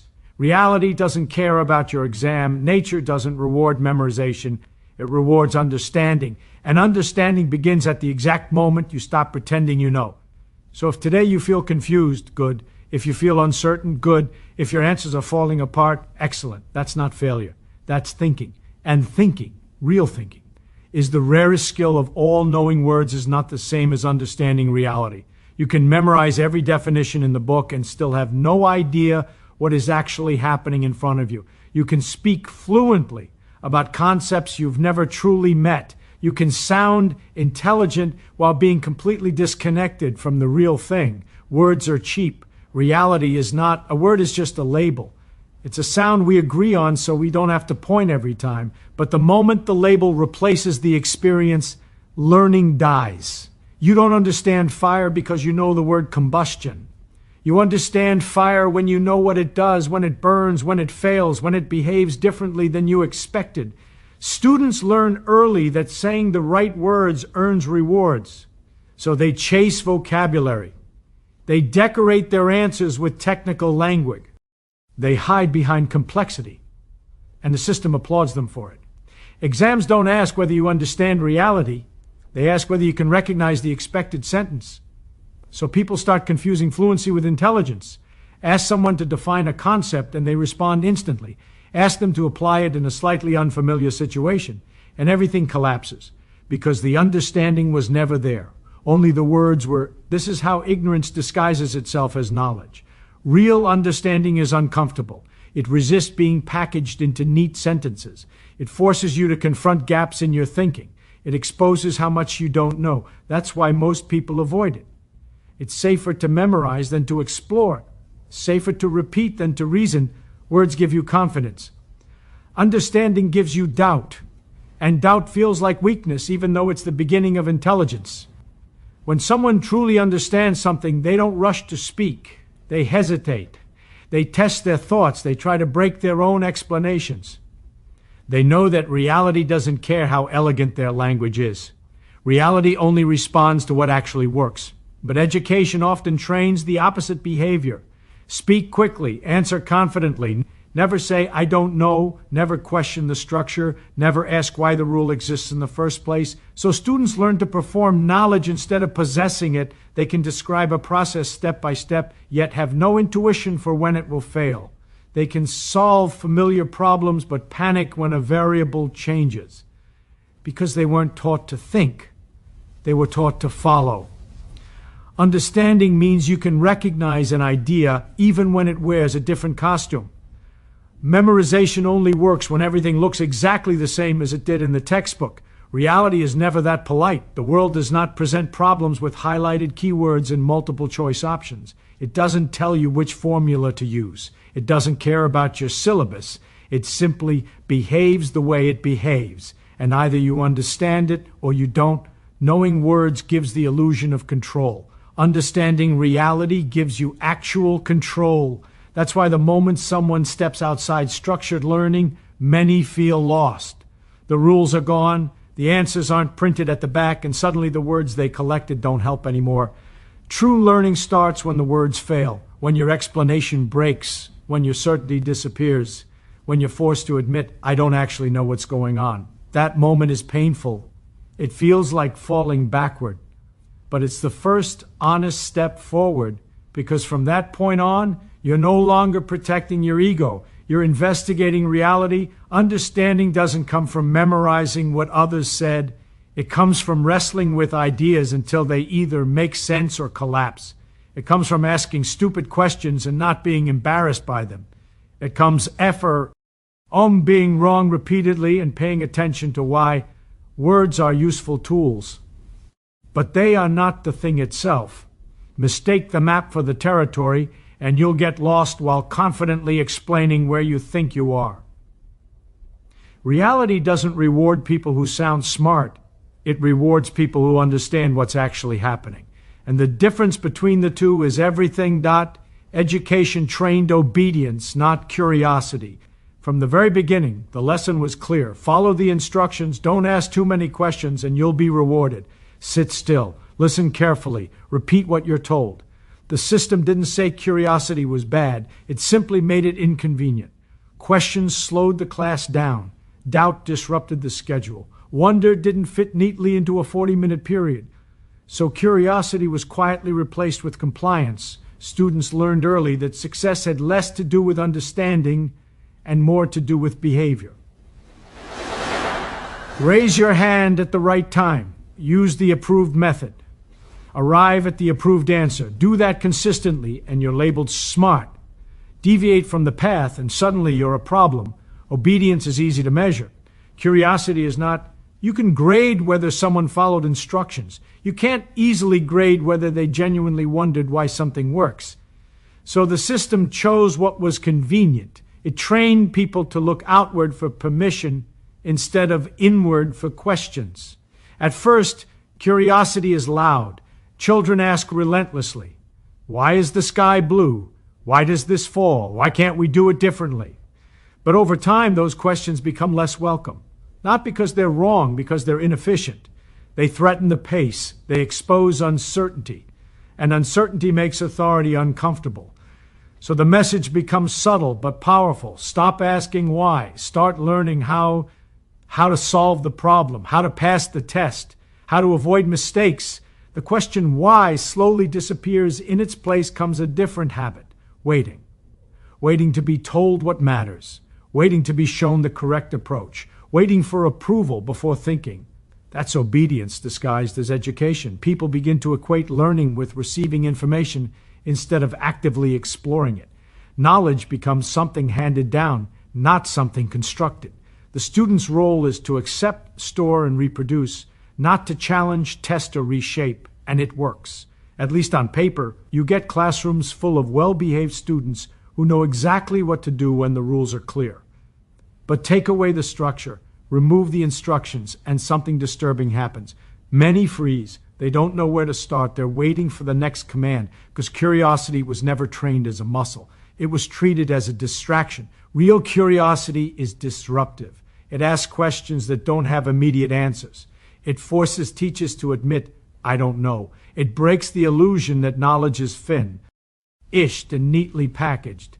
And institutions built on authority don't like that. So instead of rewarding curiosity, the system rewards certainty, confident answers, clean solutions, final conclusions. But reality doesn't work that way. The real world doesn't hand you problems labeled by chapter. It doesn't tell you which tool to use. It doesn't care how obedient you were in class. It responds only to whether you actually understand what's happening. Curiosity prepares you for that. Obedience does not. Curiosity teaches you how to explore unfamiliar territory. It teaches you to ask better questions when answers fail. It makes you comfortable with confusion. Obedience, on the other hand, makes you dependent on structure. When the structure disappears, so does confidence. That's why so many intelligent people feel lost outside formal systems. They were trained to perform within boundaries, not to create their own. They learned how to solve problems that look familiar, not how to investigate new ones. Obedience feels productive. Curiosity feels slow. So obedience wins, but something essential is lost in the process. When people stop asking why, they stop seeing alternatives. They stop imagining that things could be different. They stop noticing when rules no longer make sense. They follow procedures even when the outcome is wrong. That's the danger. A curious mind questions assumptions. An obedient mind defends them. And progress has never come from obedience.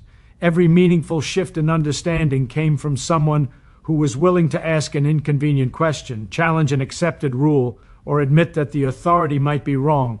Education should cultivate that instinct.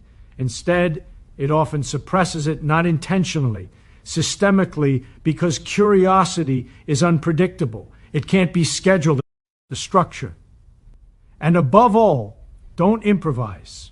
This is how exams quietly train people to turn their brains into photocopiers. If you repeat the method exactly as taught, you get the marks, even if you have no idea why the method works, even if you couldn't explain it outside that narrow context. The exam doesn't care. It isn't testing understanding, it's testing compliance with a pattern. So people become excellent at recognizing cues. A certain type of question appears and a certain routine is triggered, like a reflex. No analysis, no evaluation, just execution. That looks like intelligence from the outside, but it's fragile.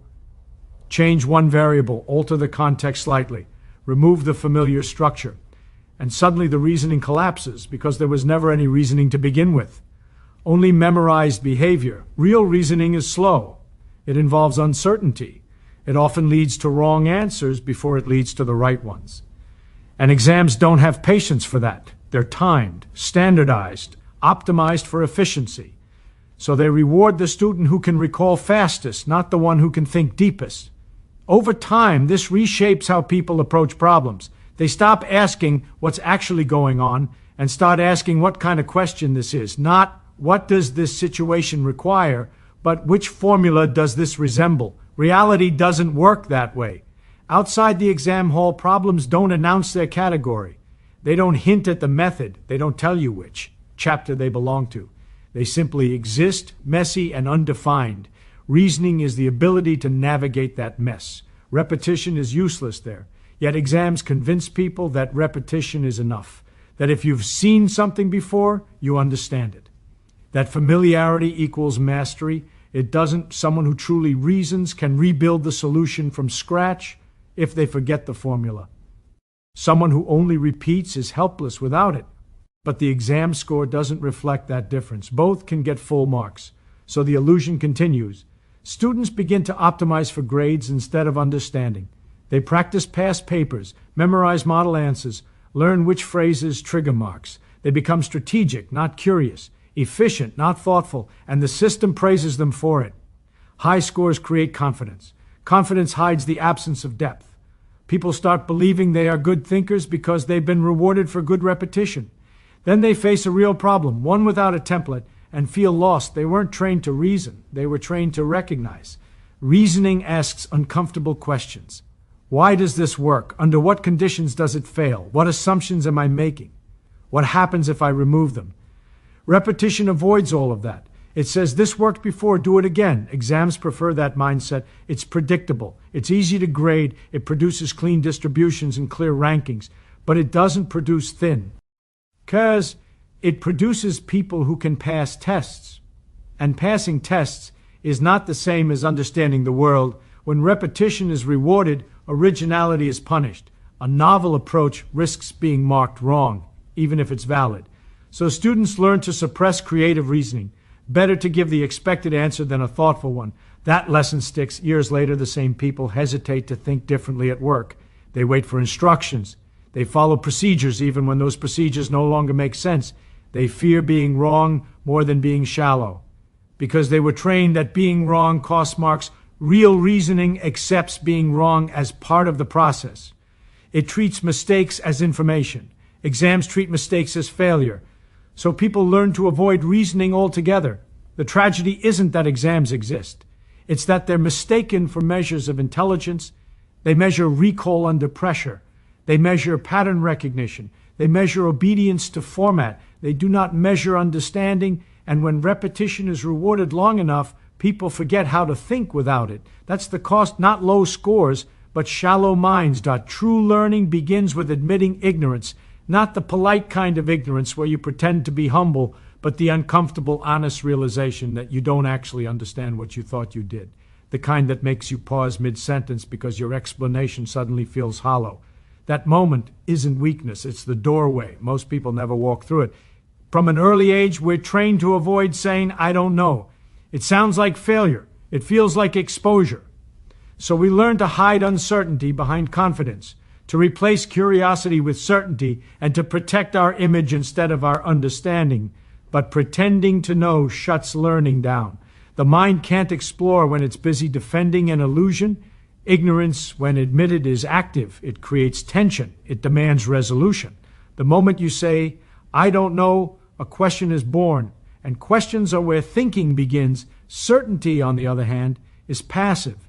It ends inquiry. It closes the book. That's why people who appear the most confident are often the least curious. They've convinced themselves there's nothing left to explore. They mistake familiarity for mastery and repetition for understanding. So they stop learning, even while accumulating information. Real learners are harder to spot. They hesitate. They doubt. They revise their opinions. They are comfortable saying, "I was wrong," and even more comfortable asking, "What am I missing?" That comfort doesn't come from intelligence. It comes from humility. Admitting ignorance requires you to let go of status, to risk looking foolish, to accept that your current understanding might collapse under scrutiny. Most people avoid that risk. It's easier to cling to half-formed ideas than to rebuild them from nothing. But progress only happens in the rebuilding. Every breakthrough in understanding starts with the same quiet confession. This doesn't make sense yet. Not knowing becomes a problem to solve, not a flaw to hide. Confusion turns into motivation. The opposite mindset treats ignorance as something shameful.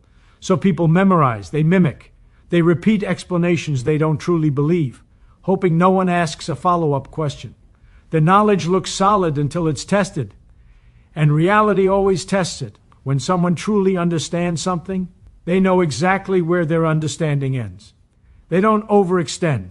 They don't pretend certainty where there is none. That awareness is not a limitation, it's a strength. It tells them where to focus their attention. Ignorance, clearly seen, becomes a map, but that requires discipline. It's tempting to fill gaps with assumptions, to smooth over confusion with vague language, to say basically and move on. Those habits feel efficient, but they poison understanding. They replace curiosity with comfort. Learning is not about collecting answers. It's about sharpening questions. And good questions only come from admitted ignorance. This is why environments that punish uncertainty also kill learning. When people are afraid to be wrong, they stop experimenting. When mistakes carry social or professional consequences, curiosity becomes dangerous. So people stay within safe boundaries, repeating what's known instead of exploring what's not. The irony is that expertise doesn't eliminate ignorance. It reveals it. The more you understand, the more you see how much remains unexplored. Confidence grows, but so does awareness of uncertainty. That awareness keeps thinking alive. True learning isn't a straight path. It's a cycle of confidence, collapse, and reconstruction. Each time you think you understand, you test it. When it breaks, you adjust. Ignorance isn't erased. It's refined. People who never admit ignorance get stuck. Their ideas harden. Their thinking becomes brittle. They defend positions instead of investigating them. Debate becomes about winning, not learning, but those who accept ignorance stay flexible. They change their minds when evidence demands it. They don't confuse identity with belief. They can let go. That's rare. And it's why real learning feels lonely at times. Admitting you don't know separates you from those who pretend they do. It slows conversations. It invites deeper inquiry. It makes small talk impossible. But it also opens the door to understanding that isn't borrowed, memorized, or fragile, understanding that can survive questions. The goal of learning is not to eliminate ignorance, but to make it precise, to know exactly what you don't know and to be honest about it, because the moment you stop pretending, the mind becomes free to explore, and that's where learning actually begins. Critical thinking is uncomfortable. That's why most avoid it. It demands effort where repetition woo. Be easier.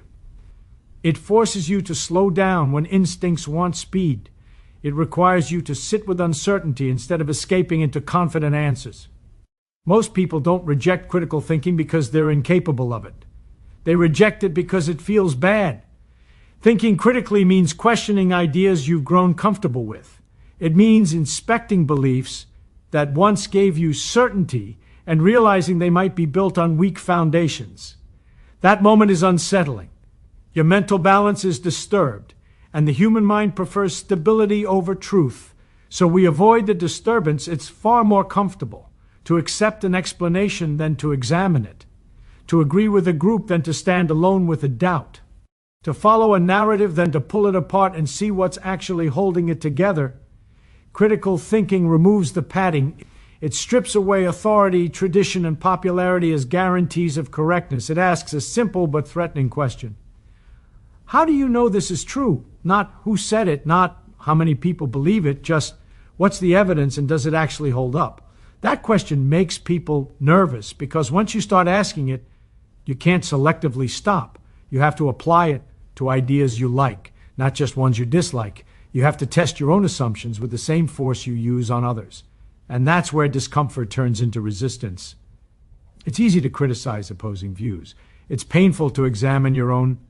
Critical thinking exposes how much of what you believe was inherited, not examined, how many opinions you adopted because they were convenient, rewarded, or socially safe. That realization threatens identity, and people will defend identity long before they defend truth, so they rationalize instead of reason.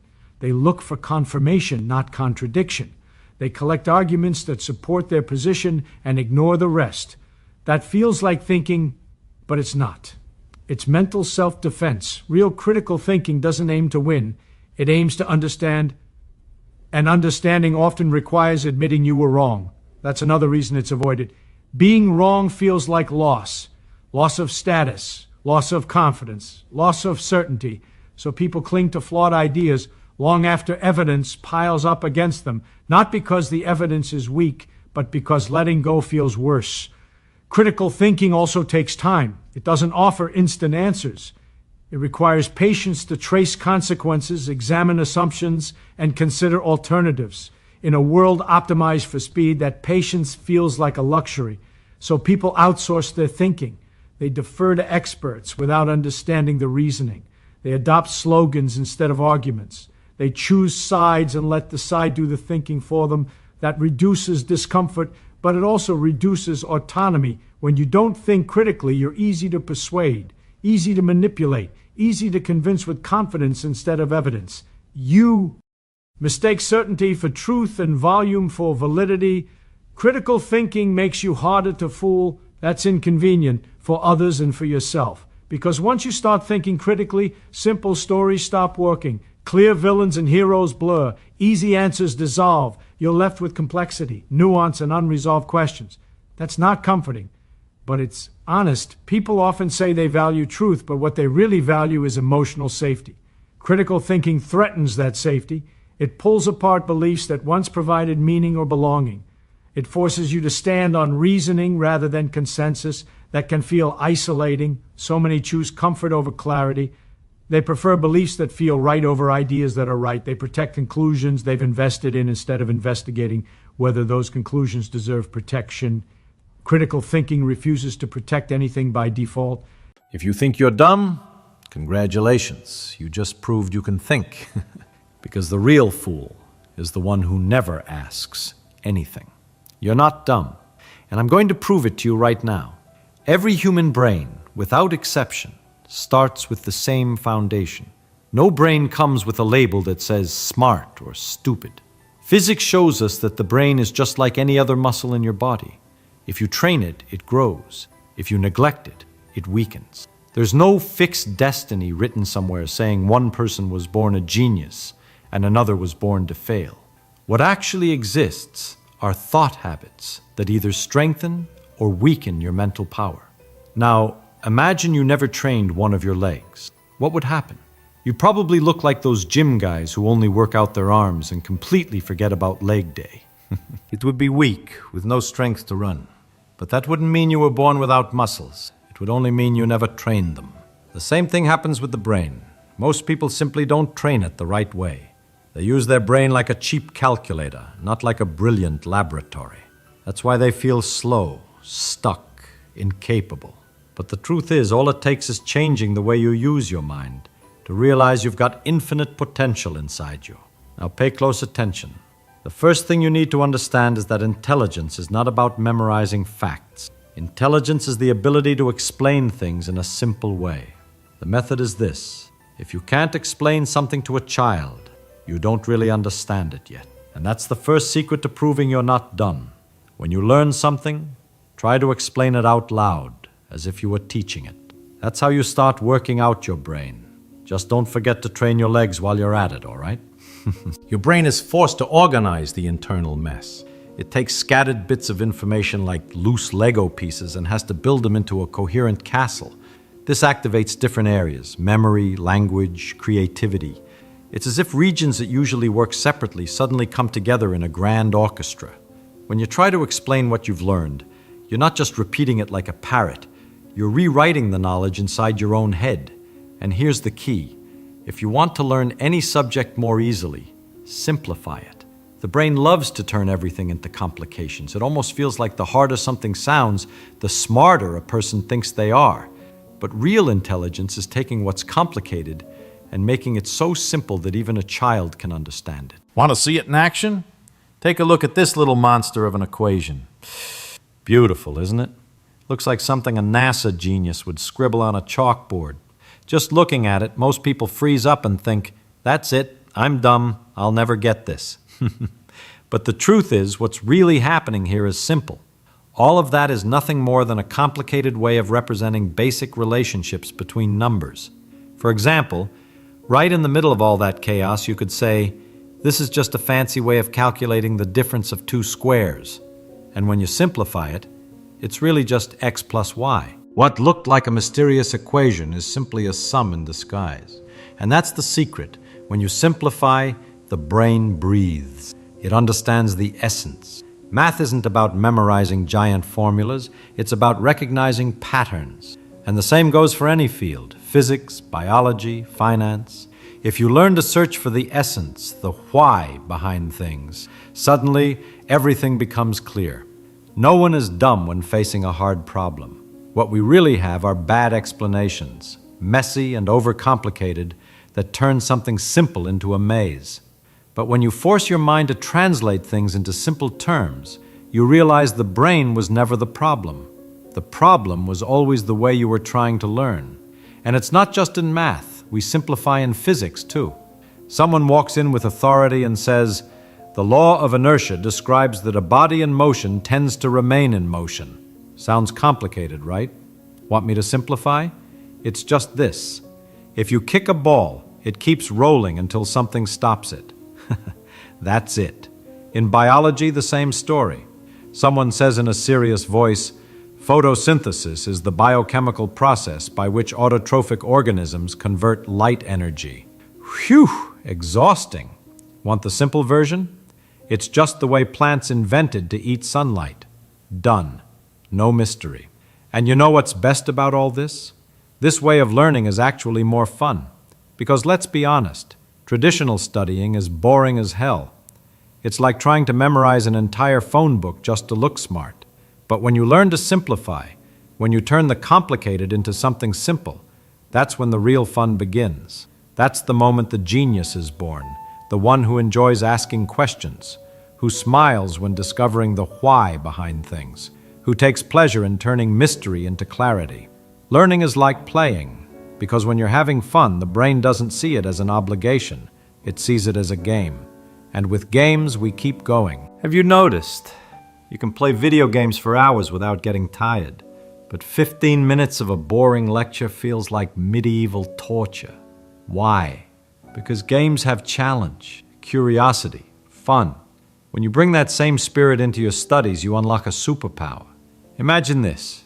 You take a tough math problem, or some crazy concept in physics, and instead of thinking, oh my God, I'll never get this, you think, okay, how can I turn this into a joke? How can I explain this to my 10-year-old cousin and make him laugh? In that moment, you stop being a slave to studying and start becoming its master. And then something magical happens. You actually start looking forward to the next problem. You get curious. You start laughing at your own discoveries. And it's at that exact point that the genius is born, when learning stops being an obligation and turns into fun. And here's the paradox. The secret of intelligence isn't memorizing answers, it's asking why. A person who asks too many questions might seem dumb to others, but what most people don't realize is that curiosity has been essential for every human discovery. If Isaac Newton hadn't asked, Why did this apple fall from the tree instead of shooting up into the sky? Gravity might never have been formalized. Think about it. What everyone else saw as something ordinary, an apple falling, Newton turned into a question. And from that question came one of the most powerful laws in physics. Albert Einstein? He didn't create the theory of relativity because he memorized formulas. He started by asking, what if I could ride alongside a beam of light? What would I see? A crazy, almost childish question that any serious teacher would have called nonsense. But it was exactly that nonsense that opened the door to one of the most revolutionary theories in history. Even everyday inventions were born this way. Why does water heat up when it boils? Why can a piece of metal turn into an electric current? Why does sound move through the air? Every breakthrough that now feels obvious started with someone annoying the world by asking simple questions. What most people call stupidity is really just the inability to ask. And what they call genius is nothing more than stubborn curiosity. Newton wasn't magical. Einstein wasn't superhuman. They were just stubborn enough to keep asking when everyone else was saying, "We already know that, stop bothering us." And here's the turning point. Genius is born when you take seriously the questions everyone else ignores. If the apple falls, ask why. If the shadow moves, ask why. If a 500-ton airplane flies while a little bird drops dead from a tree, ask why. The more you let those stupid questions bother you, the closer you are to brilliance. And here's a truth almost nobody talks about. You're not dumb for asking. You're only dumb when you care too much about what other people think of you. Because that, deep down, is what kills curiosity. You wanted to raise your hand in class and ask, but then you thought, they'll laugh at me. They'll think I don't know anything. But guess what? It's exactly by not asking that you stay not knowing it. A genius is the person who simply doesn't care. He asks, he gets it wrong, he gets it right, he asks again, until he understands. And here comes a crucial point: emotional intelligence. There's no use in training your brain if you're still a slave to other people's opinions. A brilliant mind isn't just one that understands physics or math. It's one that understands itself. It's the kind of mind that doesn't get shaken by stupid criticism, doesn't compare itself to the neighbor, and doesn't fall apart because someone said, "That's obvious." Pay close attention now. Anyone who lives worried about judgment will never discover anything new. Every bold idea they have, their first thought is what their friends will say, what the family will say, what the experts will comment. The result?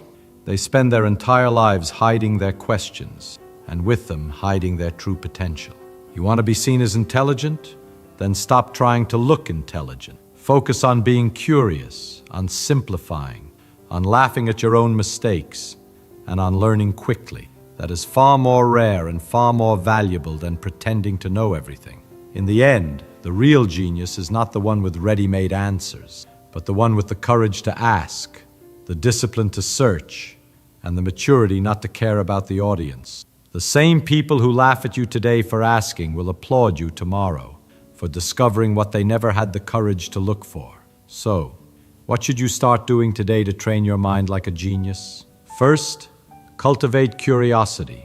Ask why about everything. There's no such thing as a stupid question. There's only the fear of looking stupid. And you already know, you're not dumb for asking, you're dumb for caring too much about what others think. Second, practice simple explanation. Every time you learn something, try to teach it out loud as if you were explaining it to a child.